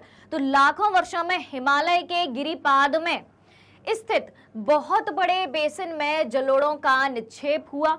हिमालय के गिरिपाद में यानी कि हिमालय के निचले भाग में स्थित बहुत बड़े बेसिन में, हिमालय के निचले स्थित क्षेत्र में, नदियों के बेसिन में जलोढ़ों का निक्षेप हुआ, यानी कि जलोढ़ मिट्टी जो है इकट्ठा हुई, और उस जलोढ़ मिट्टी के इकट्ठा होने से उपजाऊ मैदान का निर्माण हुआ है। और जलोढ़ मिट्टी के बारे में मैंने अभी आपको बताया कि जलोढ़ मिट्टी जो है सबसे उपजाऊ मिट्टी है, ठीक है, यानी कि उत्तर भारत का जो मैदान है, भारत का उत्तरी मैदान जो है वो सबसे उपजाऊ मैदान के रूप में जाना जाता है। ये बात क्लियर हो गई। अब अगली बात पे चलते हैं। इसके विस्तार की बात बताई गई है, उत्तरी मैदान के विस्तार की बात बताई गई है। तो इसका विस्तार कितना है, इसका विस्तार 7 लाख वर्ग किलोमीटर के क्षेत्र पर है। कितना है, 7 लाख वर्ग किलोमीटर के क्षेत्र पर है किसका विस्तार, उत्तरी मैदान का विस्तार, तथा लगभग 2400 किलोमीटर, कितना 2400 किलोमीटर लंबा और 240 से 320 किलोमीटर चौड़ा भाग है भारत का उत्तरी मैदान। तो उत्तरी मैदान के बारे में अपन को पता चल गया कहां पर स्थित है भाई, ये जो है हिमालय के जस्ट नीचे स्थित है। और तीन प्रमुख नदी प्रणाली सिंधु, गंगा, ब्रह्मपुत्र, और सिंधु, गंगा, ब्रह्मपुत्र, इन तीनों नदी प्रणालियों की, इन तीनों नदियों की जितनी भी सहायक नदियां हैं उनसे मिलकर बना है। उसके बाद ये जलोढ़ मृदा से बना है, जलोढ़ मिट्टी जो कि सबसे उपजाऊ मिट्टी होती है। और जलोढ़ मृदा के बारे में एक और बात बहुत अच्छी है कि लाखों वर्षों में हिमालय के गिरिपाद में स्थित, यानी कि जलोढ़ मृदा ऐसे ही नहीं आ गई उस एरिया में, और उत्तरी मैदान का निर्माण आसानी से नहीं हुआ, इसको बनने में लाखों वर्ष लगे हैं। हिमालय के गिरिपाद में, हिमालय के निचले भाग में स्थित बहुत बड़े बेसिन में, यानी कि जो नदियों का बेसिन होता है उसमें जलोढ़ों का निक्षेप हुआ है, जलोढ़ मिट्टी जो है इकट्ठा हुई और इससे उपजाऊ मिट्टी का जो है निर्माण हुआ। निक्षेप, जलोढ़ों का निक्षेप मतलब नदियों द्वारा बहाकर लाई गई मिट्टी, ठीक है। अब देखें इसका विस्तार कितना अपन ने पढ़ा, 7 लाख वर्ग किलोमीटर जो है इसका विस्तार है, तथा लगभग 2400 किलोमीटर लंबा एवं 240 से 320 किलोमीटर चौड़ा क्षेत्र है किसका, उत्तरी मैदान का। अब चलते हैं अपन आगे। उत्तरी मैदान की ही बात हो रही है। यह सघन जनसंख्या वाला भौगोलिक क्षेत्र है भाई, ये बहुत इंपॉर्टेंट बात है। सघन जनसंख्या यानी कि यहाँ पर सर्वाधिक जनसंख्या घनत्व पाया जाता है, सबसे ज्यादा जनसंख्या उत्तरी भारत के मैदानी क्षेत्रों में रहती है। अब भाई सबसे ज्यादा जनसंख्या इस क्षेत्र में ही क्यों रहती है? क्योंकि हमने अभी पढ़ा जलोढ़ मिट्टी के निक्षेप से बना है, ठीक है। नदियां हैं, यहाँ पे मैदानी भाग है, जलोढ़ मिट्टी सबसे उपजाऊ मिट्टी है, नदियां हैं, पानी की बहुत ज्यादा पर्याप्त मात्रा है यहाँ पे, ठीक है। और मैदान है यानी कि परिवहन के साधन आसानी से उपलब्ध हो सकते हैं। जैसे कि हम सभी जानते हैं कि पहाड़ों पर परिवहन के साधन या पहाड़ों पर सड़क मार्ग भी बनाया जाए तो भाई चढ़ाई चढ़नी है, रेल मार्ग तो बन ही नहीं सकता है, जल मार्ग की तो कोई बात ही नहीं पहाड़ों पर। लेकिन उत्तरी मैदान की हम बात करें जो कि एक समतल मैदान है, जलोढ़ मिट्टी के निक्षेप से निर्मित है यानी कि उपजाऊ मैदान है, नदियां हैं, तो कृषि अच्छी होगी। कृषि अच्छी होगी तो अन्य उद्योगों को यानी कि द्वितीयक क्षेत्र को भी, अर्थव्यवस्था के द्वितीयक क्षेत्र को भी बढ़ावा मिलेगा। और जब प्राथमिक क्षेत्र और द्वितीयक क्षेत्र को बढ़ावा मिलेगा तो तृतीय क्षेत्र को बढ़ावा तो मिलेगा ही, और तृतीय क्षेत्र को बढ़ावा मिलेगा तो वो अन्य दो उद्योगों में भी सहायक रहेगा, अन्य दो क्षेत्रों में भी सहायक रहेगा अर्थव्यवस्था के, यानी कि प्राथमिक क्षेत्र और द्वितीय क्षेत्र में भी, यानी कि तीनों क्षेत्र की पर्याप्त संभावना है। अर्थव्यवस्था के जो तीनों क्षेत्र हैं उन अर्थव्यवस्था के तीनों क्षेत्रों की यानी कि प्राथमिक क्षेत्र, द्वितीय क्षेत्र और तृतीय क्षेत्र, कृषि क्षेत्र, उद्योग क्षेत्र और सेवा क्षेत्र जो तीसरा क्षेत्र है, इन सब की अपार संभावनाएं हैं। इसी वजह से उत्तर भारत का जो मैदान है, भारत का उत्तरी मैदान जो है सघन जनसंख्या वाला भौगोलिक क्षेत्र है। समृद्ध मृदा आवरण, ठीक है, यानी कि बहुत ज्यादा मृदा का आवरण है, जलोढ़ मृदा है, उपजाऊ मृदा है, पर्याप्त पानी की उपलब्धता है, नदियां हैं एवं अनुकूल जलवायु है, जलवायु भी अनुकूल है। इन सब के कारण कृषि की दृष्टि से यह भारत का अत्यधिक उत्पादक क्षेत्र है। पर्याप्त पानी रहेगा, समृद्ध मृदा आवरण रहेगा, अनुकूल जलवायु रहेगी तो भाई कृषि तो अच्छी होगी ही। इसी वजह से ये कृषि की दृष्टि से भारत का अत्यधिक उत्पादक क्षेत्र है, भारत का उत्तरी मैदान।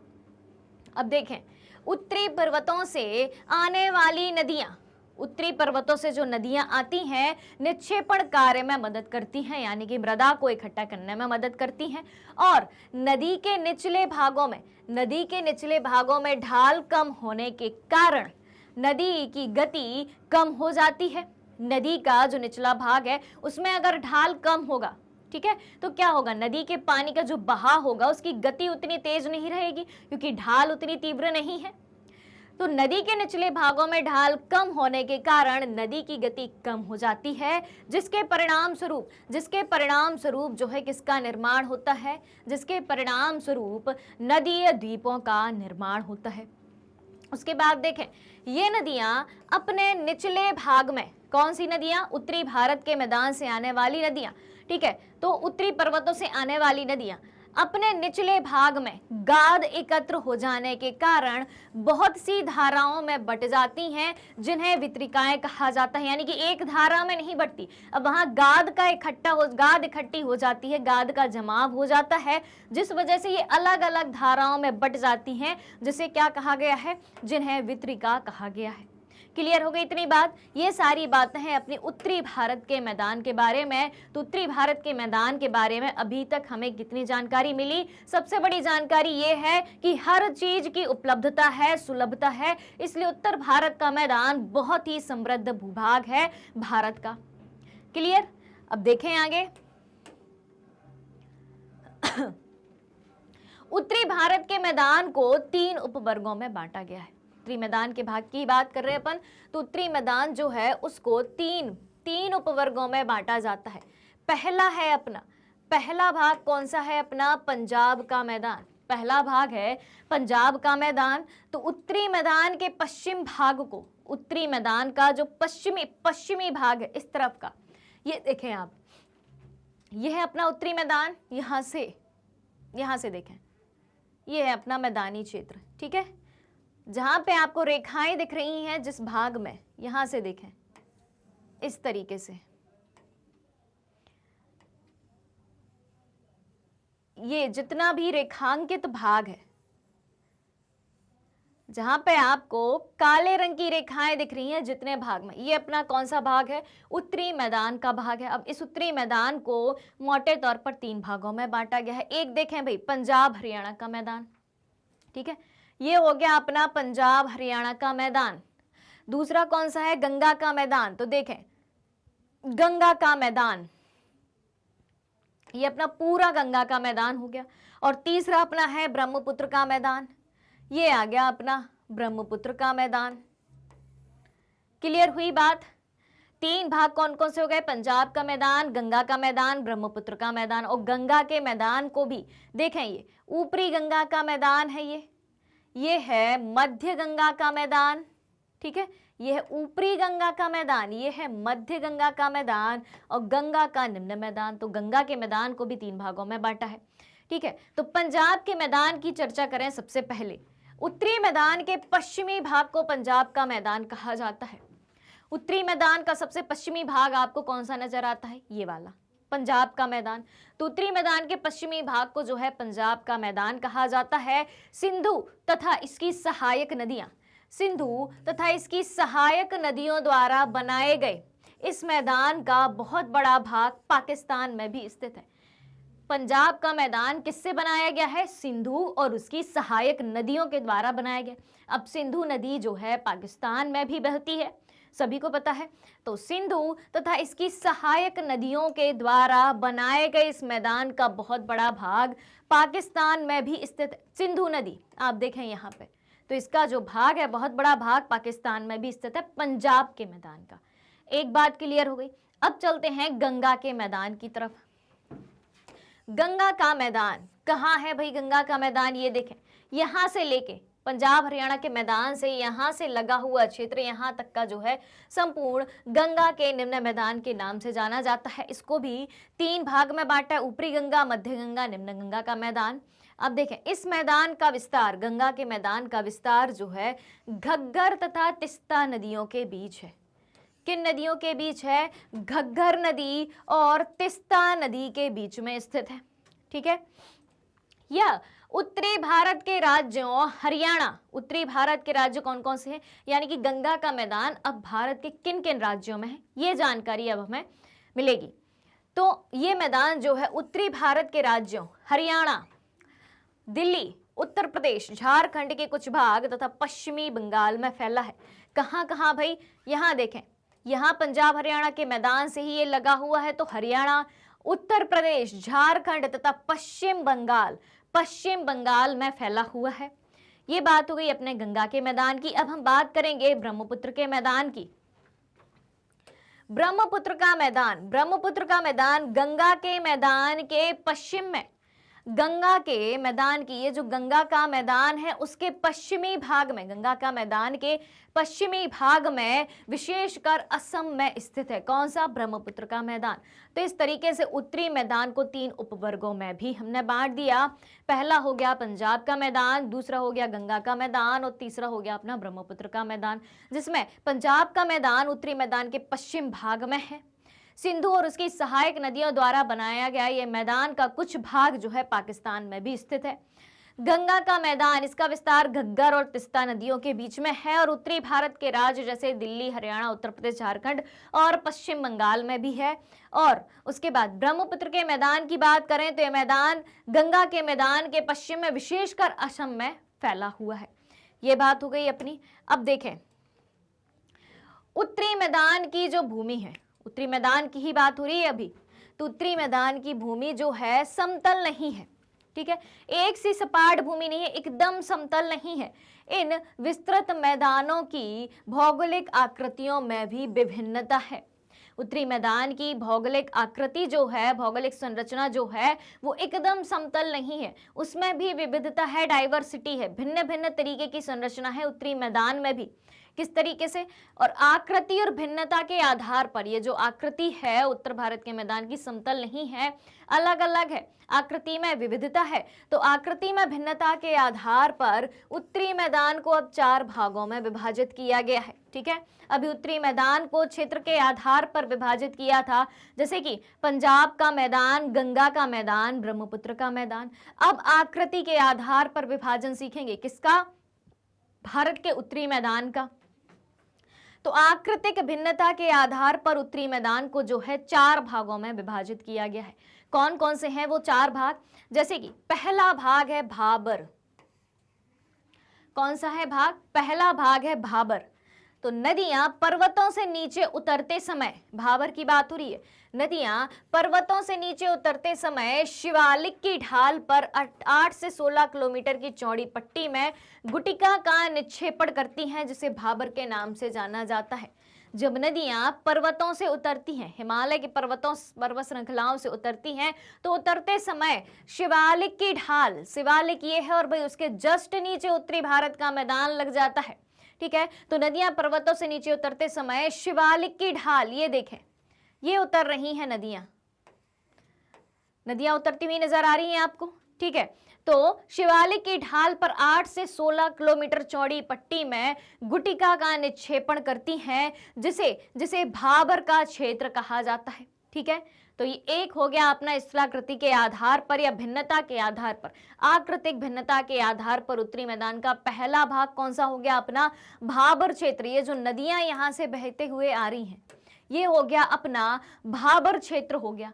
उसके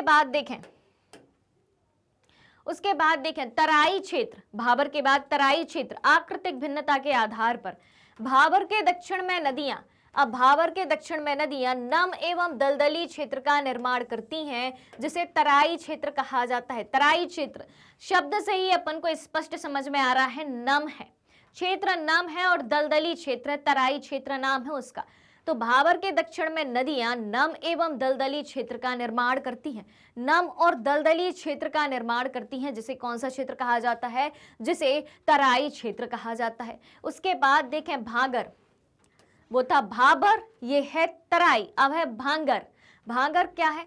पुराने जलोढ़ से बना उत्तरी मैदान, पुराने जलोढ़ से बना उत्तरी मैदान का सबसे विशालतम भाग जो नदियों के बाढ़ वाले मैदान के ऊपर स्थित होता है, उसे कहा जाता है भागर। और अंत में बारी आती है खादर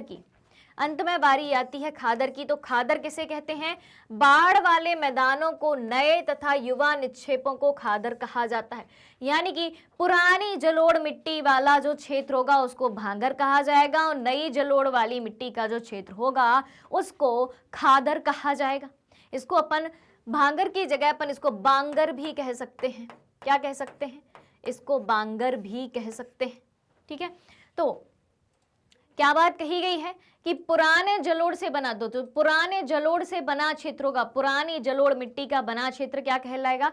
पुरानी जलोढ़ मिट्टी से बना उत्तरी मैदान का क्षेत्र अपना भांगर या बांगर कहलाएगा।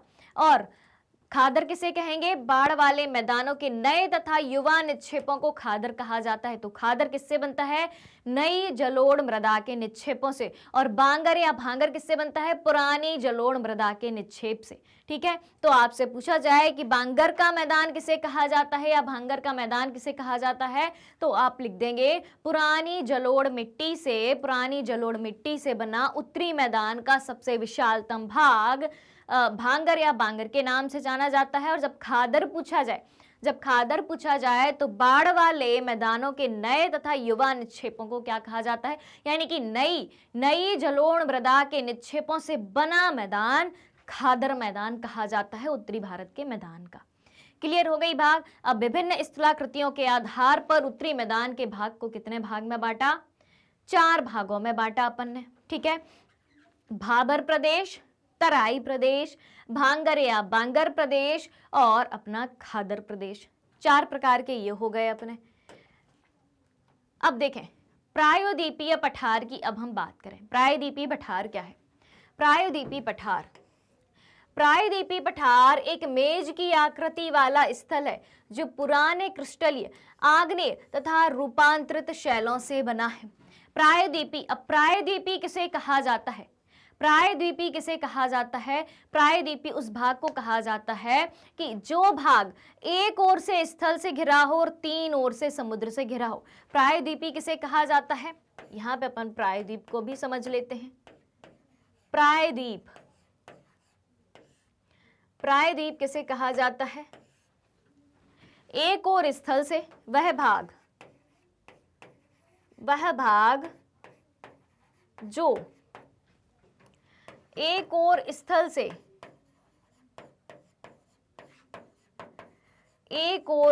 से तथा तीन ओर समुद्र से घिरा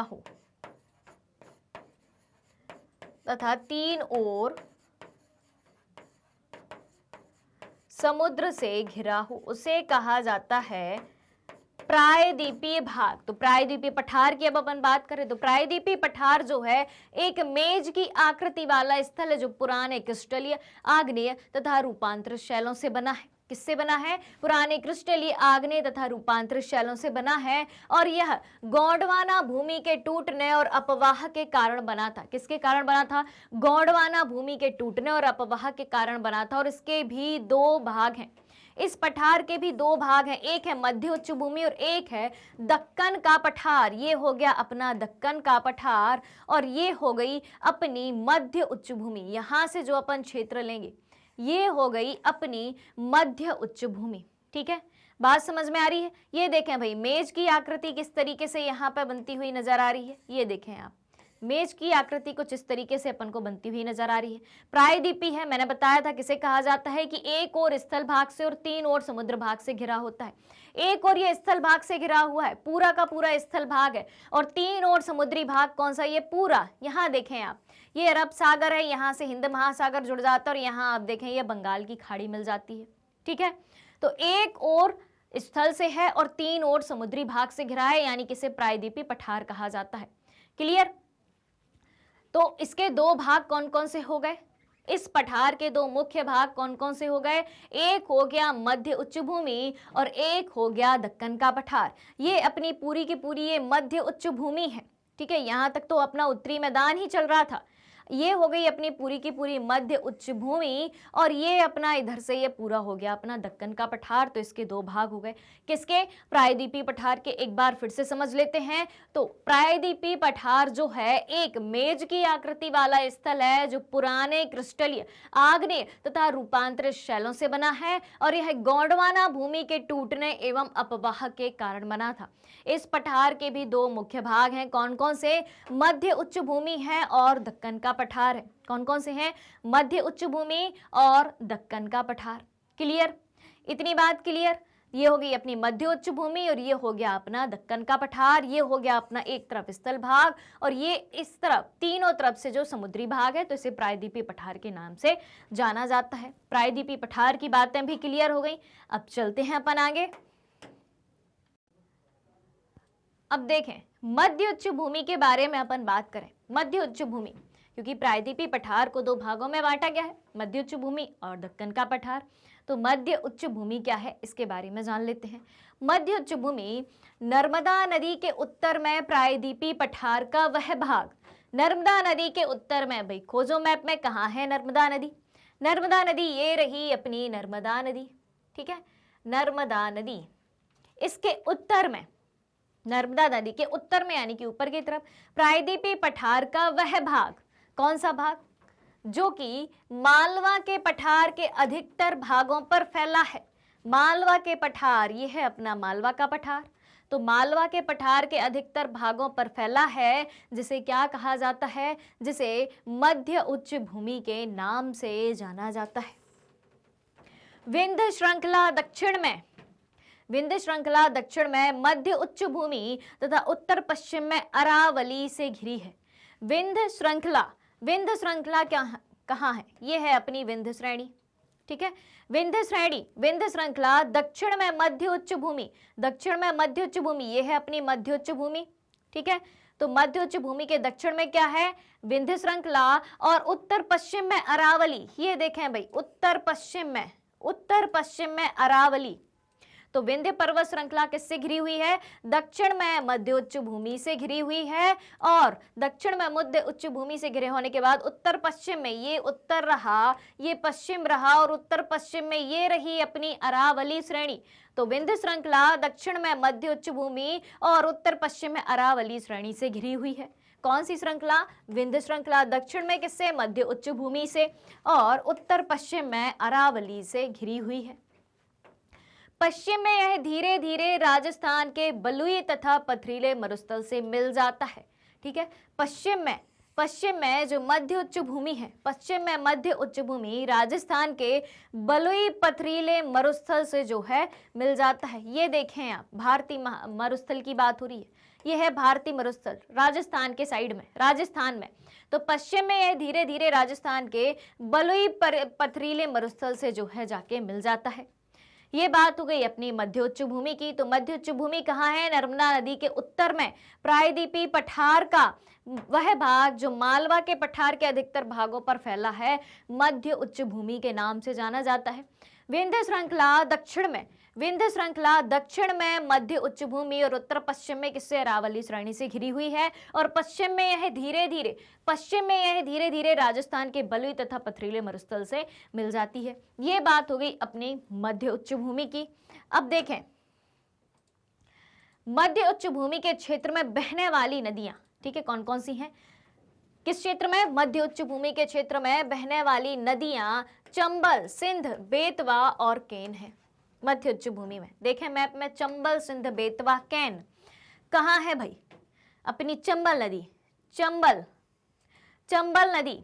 सिंध नदी, केन नदी और बेतवा नदी। यहाँ पे सारी नदियों की जानकारी तो नहीं दी गई है, तो ये हो गई अपनी चंबल नदी। यहाँ से आप देखें, ये पूरा मध्य प्रदेश का भाग है, पन्ना के इस क्षेत्र में केन नदी, सिंधु नदी और एक और कौन सी थी अपनी, यहाँ पे देखें तो बेतवा नदी। ठीक है, बेतवा नदी, यहाँ से अपनी चंबल नदी जाती हुई नजर आ रही है, यहाँ पे आपको केन नदी नजर आएगी, यहाँ से बेतवा नदी उत्तर प्रदेश में जाके जाएगी, यमुना नदी में मिल जाएगी। ये सारी नदियां जो हैं किस पठार की नदियां हैं, सॉरी किस भाग की नदियां हैं? वो सारी नदियां जो हैं अपनी मध्य उच्च भूमि के क्षेत्र में बहने वाली नदियां हैं। उसके बाद देखें, मध्य उच्च भूमि पश्चिम में चौड़ी लेकिन पूरब में संकीर्ण है।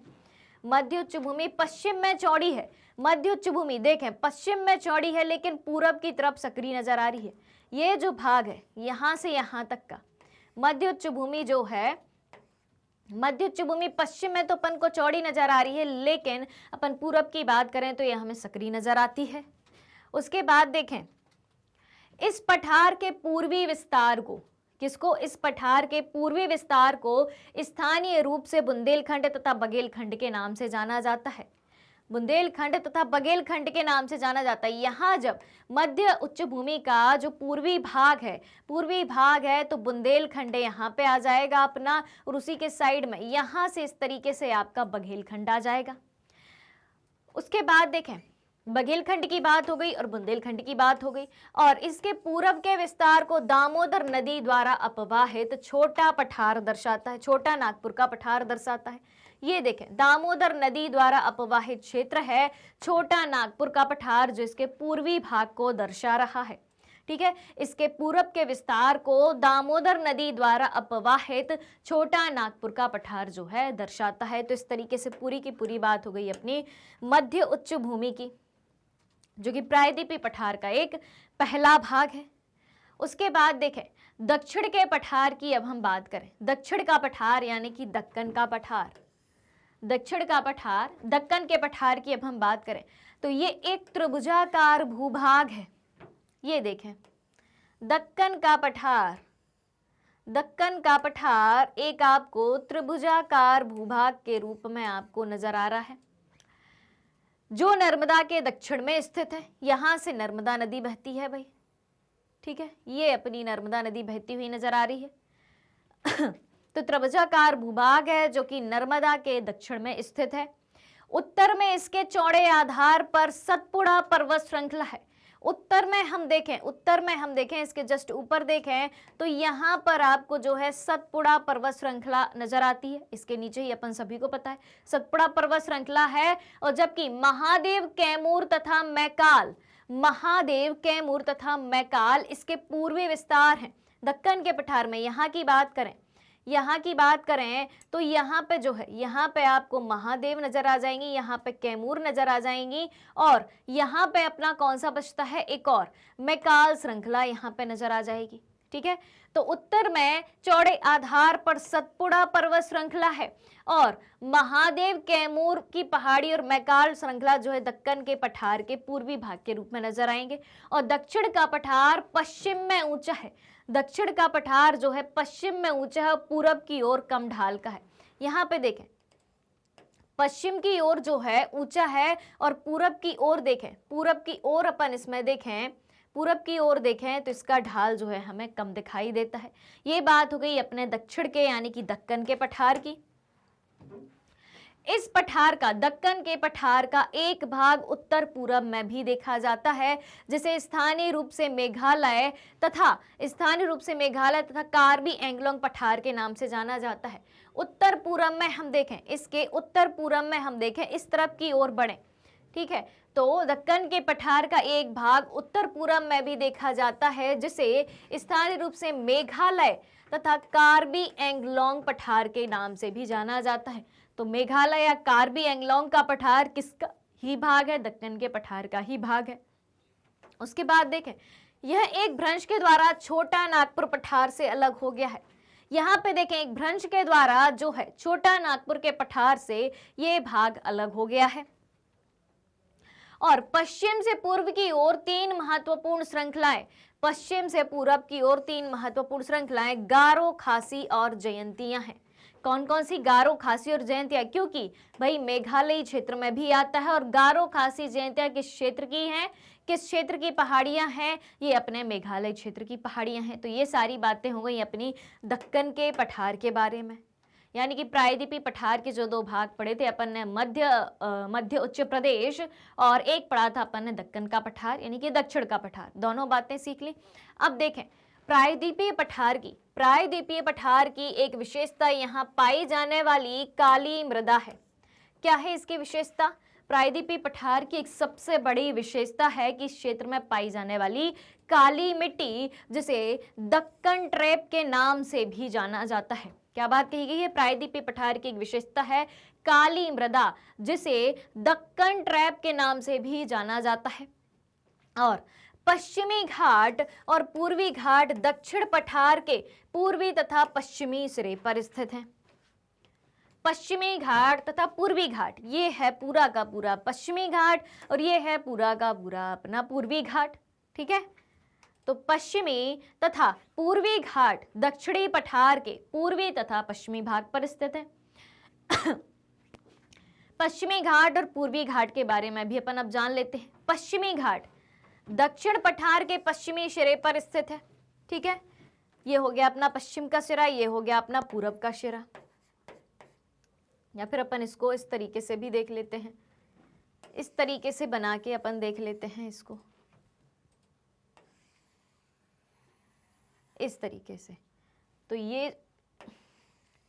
ये जो अपना हो जाएगा पश्चिमी और ये हो जाएगा अपना पूर्वी। इधर है अपना दक्कन का पठार, ठीक है। तो दक्षिण पठार के पश्चिमी सिरे पर स्थित है पश्चिमी घाट और दक्षिण पठार के पूर्वी सिरे पर स्थित है पूर्वी घाट।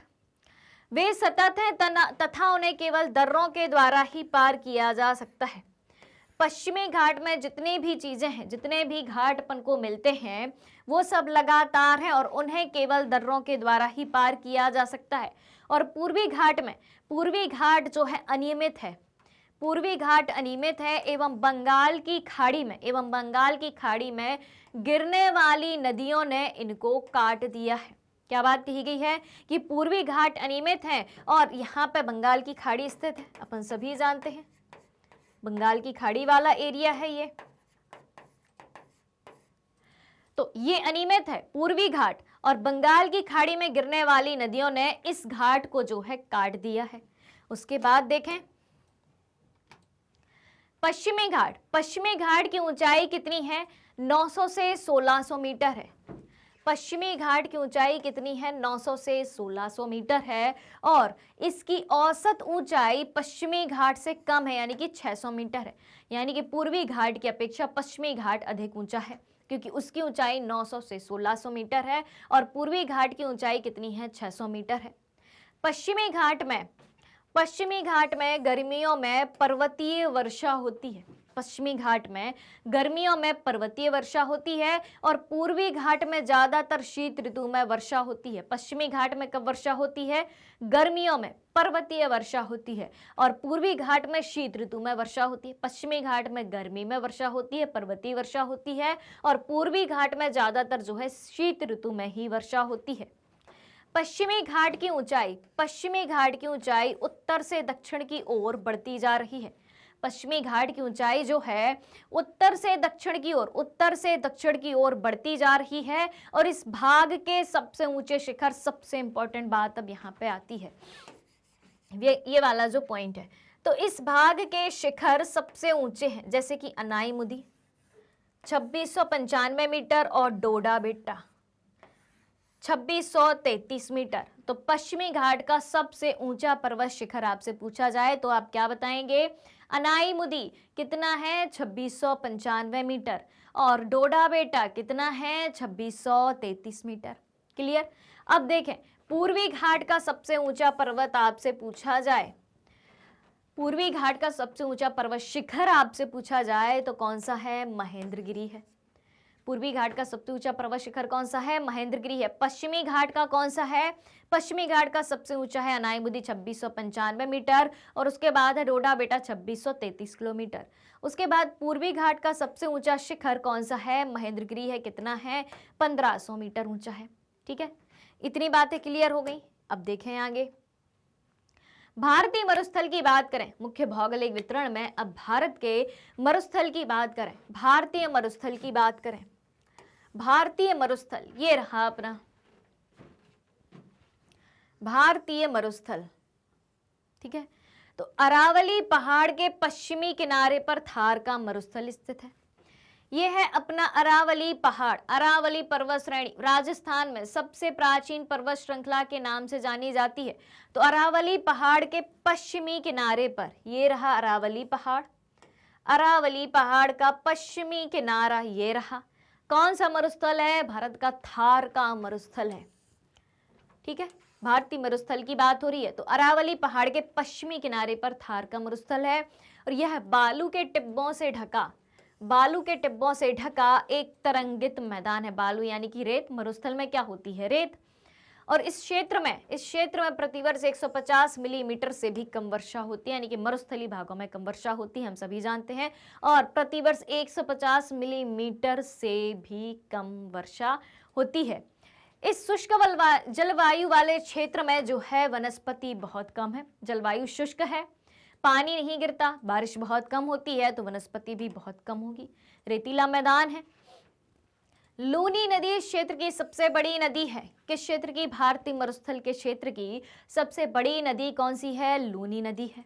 अब देखें, बरखान, इसको बरखान भी कहा जाता है और बरकान अर्धचंद्राकार बालू का टीला इस तरीके से होते हैं। बरकान इस तरीके से होते हैं, अर्धचंद्राकार बालू का टीला,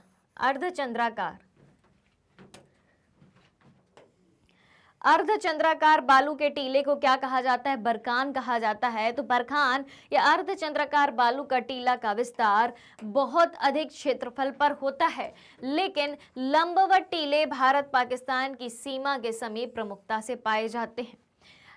बरकान जो कि अर्धचंद्राकार बालू का टीला होता है और इस तरीके के लंबवत टीले जो है भारत पाकिस्तान की सीमा पर, ये देखें, भारत पाकिस्तान की सीमा पर जो है ज्यादा पाए जाते हैं। तो ये बात हो गई अपने भारतीय मरुस्थल की। कौन कौन सी बातें सीखी कि अरावली पहाड़ के पश्चिमी किनारे पर थार का मरुस्थल है, बालू के टिब्बों से ढका एक तरंगित मैदान है, इस क्षेत्र में प्रतिवर्ष 150 मिलीमीटर से भी कम वर्षा होती है, शुष्क जलवायु वाले क्षेत्र में, यह शुष्क जलवायु वाला क्षेत्र है, इसमें वनस्पति बहुत कम होती है, लूनी इस क्षेत्र की सबसे बड़ी नदी है, बरकान जिसे अर्धचंद्राकार बालू का टीला कहा जाता है, इसका विस्तार बहुत अधिक क्षेत्रफल पर होता है, लेकिन लंबवत टीले भारत पाकिस्तान सीमा के समीप प्रमुखता से पाए जाते हैं। तटीय मैदान की अब हम बात करें, भारत के मुख्य भौगोलिक वितरण में तटीय मैदान की अब हम बात करेंगे। तटीय मैदान तो प्रायद्वीपीय पठार के किनारों पर, कहां पे? प्रायद्वीपीय पठार के किनारों पर संकीर्ण तटीय पट्टियों का विस्तार है जो पश्चिम में अरब सागर से लेकर पूर्व में बंगाल की खाड़ी तक विस्तृत है। तटीय मैदान प्रायद्वीपीय पठार के किनारे, ये है भाई प्रायद्वीपीय पठार पूरा, मध्य उच्च प्रदेश से लेकर नीचे तक का पूरा प्रदेश प्रायद्वीपीय पठार के नाम से जाना गया है। तो प्रायद्वीपीय पठार के किनारे कौन कौन से किनारे, ये भाई पश्चिमी किनारा है, ठीक है, ये अपना पूर्वी किनारा है। पश्चिमी पठार के किनारों की संकीर्ण तटीय पट्टियों का विस्तार है जो पश्चिम में अरब सागर से लेकर पूर्व में बंगाल की खाड़ी तक, ये देखें पूरब में बंगाल की खाड़ी तक विस्तृत है। और इस मैदान के भी 3 भाग हैं। तटीय मैदान के भी कितने भाग हैं? इस तटीय मैदान के भी 3 भाग हैं। पहला भाग कौन सा है? तट के उत्तरी भाग को कोंकण कहा जाता है। भाई कोंकण को ढूंढते हैं, ये मिला अपन को कोंकण, ये दिख रहा है आपको कोंकण, ये है। इसके 3 भाग हैं तटीय मैदान के। तो तट के उत्तरी भाग को, ये उत्तरी भाग है, मतलब ऊपर का, पश्चिमी घाट का ऊपर का भाग कौन सा है? ये किस तरफ जाता है? ऊपर की तरफ जाता है। तो इसको क्या कहा है? पश्चिमी घाट के या पश्चिमी तट के उत्तरी भाग को कोंकण कहा जाता है, मुंबई से लेके गोवा तक, ठीक है। मध्य भाग को कन्नड़ का मैदान कहा गया है। इसके जो मध्य भाग है यहां तक, इसको कहा गया है कन्नड़ का मैदान। इधर अपन लिख लेते हैं कन्नड़ का मैदान। ये अपना कोंकण, यहां से यहां तक कन्नड़ का मैदान।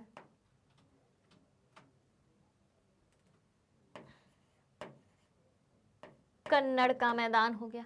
और दक्षिणी भाग को मालाबार तट कहा जाता है। ये देखें दक्षिणी भाग मालाबार तट। तो उत्तरी भाग अपना कोंकण हो गया, दक्षिणी भाग हो गया मालाबार तट, और इसके बीच का भाग हो गया वो कन्नड़ का मैदान हो गया। तो जो पश्चिम का तटीय मैदान है, अरब सागर की तरफ का जो क्षेत्र, उसके भी 3 भाग हैं। तट के उत्तरी भाग को, ऊपर के भाग को कोंकण तट कहा जाता है, मुंबई से गोवा तक।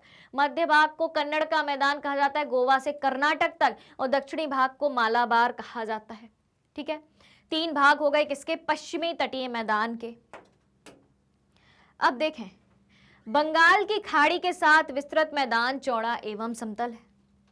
पूर्वी तटीय मैदान की बात करें, बंगाल की खाड़ी के साथ जो मैदान विस्तृत है वो चौड़ा है, ये देखें चौड़ा है और समतल है। उत्तरी भाग में इसे उत्तरी सरकार और दक्षिणी भाग में कोरोमंडल तट के नाम से जाना जाता है। उत्तरी सरकार, उत्तर भाग में उत्तरी सरकार और दक्षिणी भाग में कोरोमंडल तट। उत्तरी भाग में उत्तरी सरकार, ये देखें ऊपर की तरफ उत्तरी सरकार, और दक्षिणी भाग में इसे कोरोमंडल तट के नाम से जाना जाता है। उत्तर में उत्तरी सरकार और दक्षिण में कोरोमंडल तट के नाम से जाना जाता है। बड़ी नदियां जैसे कि गोदावरी, महानदी, कृष्णा तथा कावेरी इस तट पर विशाल तट का निर्माण करती हैं। गोदावरी, ये है गोदावरी, महानदी, कृष्णा, कावेरी, 4 नदियां मिल गई अपन को। महानदी, गोदावरी, कृष्णा नदी, ये है, ये अपनी गोदावरी, ये कृष्णा नदी, ये नाम लिखा है कृष्णा नदी का। और ये अपनी हो गई जो कावेरी नदी। क्या करती है भाई? बड़ी नदियां गोदावरी, कृष्णा, कावेरी और महानदी इस तट पर विशाल तट का निर्माण करती हैं। कहां पे? पूर्वी तटी में। और चिल्का झील पूर्वी तट पर स्थित एक महत्वपूर्ण भूलक्षण है। चिल्का झील उड़ीसा राज्य में स्थित है, ठीक है।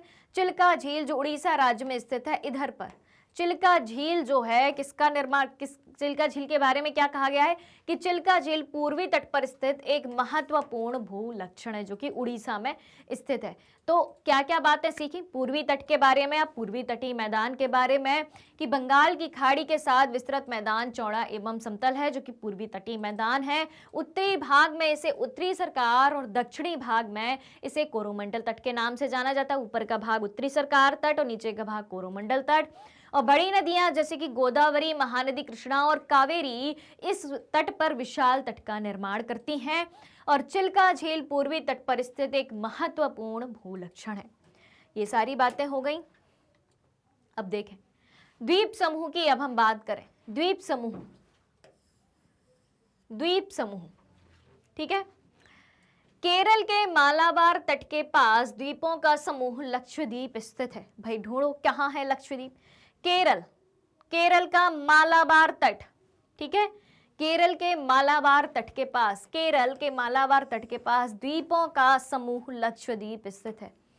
यह है द्वीपों का समूह लक्षद्वीप स्थित है। द्वीपों का यह समूह छोटे प्रवाल द्वीपों से बना है। किससे बना है? द्वीपों का यह समूह छोटे प्रवाल द्वीपों से बना है। पहले इनको लकाद्वीप यानी कि लक्षद्वीप में जो हैं, पहले इनको लकाद्वीप, मिनिकॉय, एमिनी द्वीप के नाम से जाना जाता था। लक्षद्वीप में जितने छोटे छोटे प्रवाल निर्मित द्वीप हैं उसे किस नाम से जाना जाता था? लकाद्वीप, मिनिकॉय एवं एमिनी द्वीप के नाम से जाना जाता था। और यह 32 वर्ग किलोमीटर के, मात्र 32 वर्ग किलोमीटर के एक छोटे से क्षेत्रफल में फैला हुआ है। कौन? लक्षद्वीप। कावारत्ती द्वीप लक्षद्वीप का प्रमुख प्रशासनिक मुख्यालय है और लक्षद्वीप की राजधानी भी क्या है? कावारत्ती द्वीप है। तो कावारत्ती द्वीप इसका प्रशासनिक मुख्यालय है और इसकी राजधानी भी है।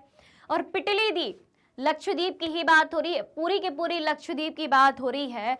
और लक्षद्वीप में ही एक द्वीप है पिटली द्वीप, जहां मनुष्य का निवास नहीं है, वहां एक पक्षी अभयारण्य भी है।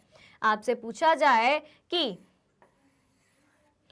लक्षद्वीप का एक ऐसे द्वीप का नाम बताएं, लक्षद्वीप में स्थित एक ऐसे द्वीप का नाम बताएं जहां पर मनुष्यों का निवास नहीं है, तो आप क्या आंसर देंगे? पिटली द्वीप।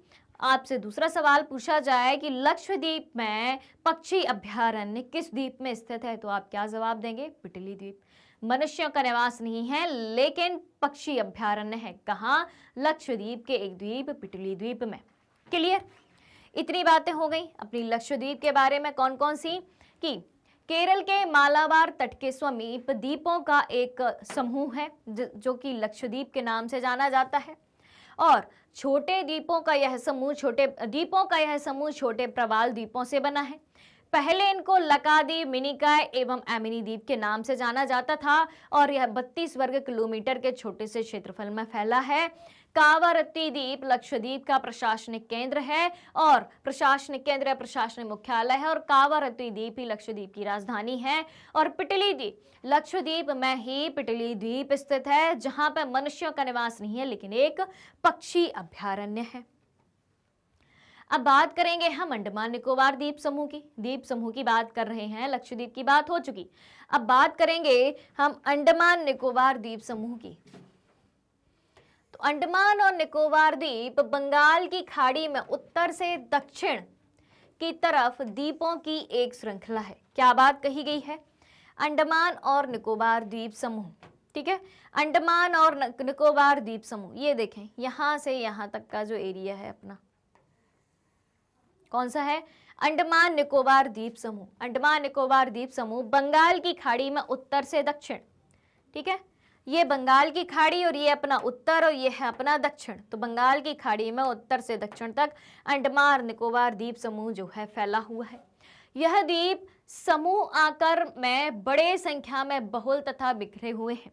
ये द्वीप समूह जो है आकार में बड़े तथा संख्या में बहुल तथा बिखरे हुए, आकार में बड़े बड़े द्वीप हैं और संख्या में बहुत सारे हैं और बिखरे हुए हैं। और इस द्वीप समूह को 2 भागों में भी बांटा गया है। कितने भागों में? यह द्वीप समूह मुख्यतः 2 भागों में बांटा गया है। 2 भाग कौन कौन से हैं? उत्तर में अंडमान तथा दक्षिण में निकोबार। उत्तर में अंडमान और दक्षिण में निकोबार। देखें यहाँ पे, उत्तर में अंडमान और दक्षिण में निकोबार। ऊपर की तरफ यहां से देखें तो यहां तक उत्तर में अंडमान और नीचे का जो पूरा क्षेत्र है, इतना क्षेत्र जो है वो निकोबार द्वीप समूह का है। यह द्वीप समूह निमज्जित पर्वत श्रेणियों के शिखर हैं। क्या है? ये द्वीप समूह निमज्जित पर्वत श्रेणियों के शिखर के रूप में स्थित है। तो ये बात हो गई अपनी किसकी? अंडमान निकोबार द्वीप समूह की, कि अंडमान और निकोबार द्वीप बंगाल की खाड़ी में उत्तर से दक्षिण की तरफ फैले द्वीपों की एक श्रृंखला है। यह द्वीप समूह आकार में बड़े, संख्या में बहुल तथा बिखरे हुए हैं। आकार में बड़े हैं, संख्या में बहुल यानी कि संख्या में बहुत सारे हैं और बिखरे हुए हैं। यह द्वीप समूह दो भागों में बटा है, उत्तर में अंडमान और दक्षिण में निकोबार। एक बार फिर से मैप में देख लेते हैं। बंगाल की खाड़ी में, ये अपनी बंगाल की खाड़ी हो गई, उत्तर से दक्षिण तक है, दो भागों में है, ऊपर अंडमान है, नीचे निकोबार है, ठीक है। और आकार में बड़े बड़े द्वीप हैं, संख्या में बहुल यानी कि संख्या में बहुत सारे। और देख यहाँ पे देखें, संख्या में बहुत सारे दिख रहे होंगे यहाँ पे आपको, ठीक है। आकार में कुछ द्वीप यहाँ पे आपको बड़े भी दिख रहे होंगे, तो आकार में बड़े हैं, संख्या में बहुत सारे हैं और बिखरे हुए हैं। ये देखें यहाँ से यहाँ तक जो है कई सारे बिखरे हुए हैं। ये बात हो गई अपनी द्वीप समूहों में अंडमान निकोबार द्वीप समूह की। अब चलते हैं अपन आगे, देखते हैं आगे कौन सी नई भौगोलिक स्थलाकृति के बारे में अपन को जानकारी मिलने वाली है। तो जितनी भी भौगोलिक स्थलाकृतियां थी उत्तर से लेके दक्षिण तक, सारी की सारी अपन ने जान ली। ऊपर में अपन ने हिमालय को जाना सबसे पहले, ठीक है। उसके बाद उत्तर भारत के मैदान को जाना, उसके बाद हमने जाना दक्कन के पठार और मध्य उच्च प्रदेश, जो कि प्रायद्वीपीय पठार के नाम से जाना जाता है, जिसका आकार त्रिभुज रूप में है, जो कि एक मेज की आकृति के रूप में अपन को दिखाई देता है, और उसमें दक्कन का पठार त्रिभुज आकृति में दिखाई देता है, ठीक है। उत्तर भारत के मैदान में बहने वाली नदियां और उत्तर भारत के मैदान की समृद्ध आर्थिक व्यवस्था के बारे में जाना, समृद्धशाली उत्तर भारत के मैदान के बारे में जाना। फिर हमने जाना अपने अरावली पर्वत श्रृंखला, भारत के मरुस्थल के बारे में, भारत के मरुस्थलीय भाग थार का मरुस्थल के बारे में जाना।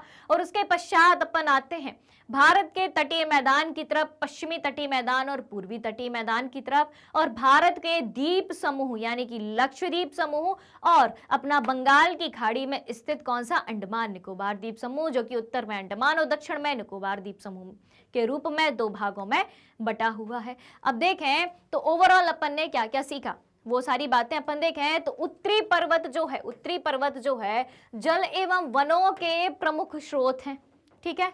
और उत्तरी मैदान देश के अन्न भंडार है, क्योंकि समतल मैदान है, नदियां हैं, अनुकूल जलवायु है, मैदानी भाग है, अर्थव्यवस्था की जीवन रेखाओं के सारे संसाधन मौजूद हैं। तो इस वजह से उत्तरी मैदान जो है देश के अन्न के भंडार है, वर्षा भी पर्याप्त मात्रा में होती है।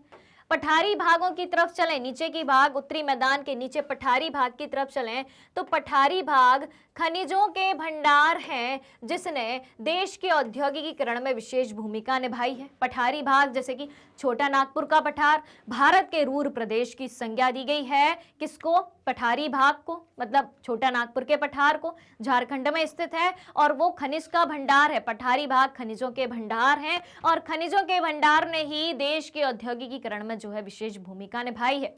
तटीय क्षेत्र जो है मत्स्यन और पोत संबंधी क्रियाकलापों के लिए उपयुक्त स्थान है। तटीय क्षेत्र, चाहे अपन पूर्वी तटीय मैदान की बात करें चाहे पश्चिमी तटीय मैदान की बात करें, तो दोनों ही तटीय क्षेत्र, पूर्वी तट क्षेत्र, पश्चिमी तट क्षेत्र मत्स्य यानी कि मछली पालन और पोत संबंधी क्रियाकलाप यानी कि जहाज संबंधी क्रियाकलापों के लिए जो है उपयुक्त स्थान है, जिसके द्वारा जलमार्ग के द्वारा अंतर्राष्ट्रीय व्यापार संभव हो पाता है।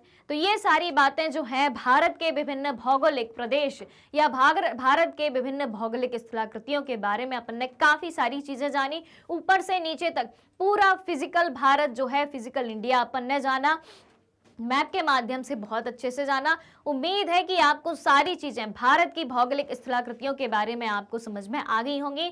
और अगर आपको नहीं समझ आया है कोई भी टॉपिक, इसका कोई भी लाइन, कोई भी बात, कोई भी शब्द, तो आप नीचे कमेंट करके बता सकते हैं, आपके हर सवाल का आंसर जो है दिया जाएगा। तो आज के सेशन में बस इतना ही, जल्दी मिलते हैं अगले सेशन में। और अगर आप डेली के live lecture, recorded lecture class 7 से लेकर 12th तक का सारा कोर्सेस विद सॉल्यूशंस सब कुछ पढ़ना चाहते हैं, सब कुछ पाना चाहते हैं, तो आपको सब कुछ कहाँ मिलने वाला है, वो मिलेगा आपको मैग्नेट ब्रेन्स के यूट्यूब चैनल, वेबसाइट और एप्लीकेशन पर। अगर आप ई बुक्स और ई नोट्स भी चाहते हैं तो नीचे डिस्क्रिप्शन बॉक्स में उसकी लिंक दी हुई है, वहाँ से आप दोनों चीज़ें अवेल कर सकते हैं।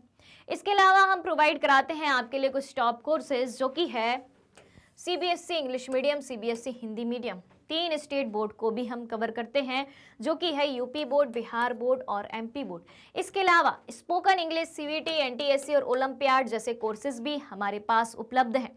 और सबसे बड़ी विशेषता ये है कि ये सारे कोर्सेस एक ही सिंगल प्लेटफॉर्म पर हाई क्वालिटी एजुकेशन के साथ एकदम फ्री में उपलब्ध है। जी हाँ, और मैग्नेट ब्रेन्स यूट्यूब के अलावा अदर सोशल मीडिया प्लेटफॉर्म पर भी है, जैसे कि फेसबुक, इंस्टाग्राम, ट्विटर और टेलीग्राम। तो आप हमें यहाँ भी फॉलो कर सकते हैं और यहाँ से भी हमारी संपूर्ण जानकारी प्राप्त कर सकते हैं।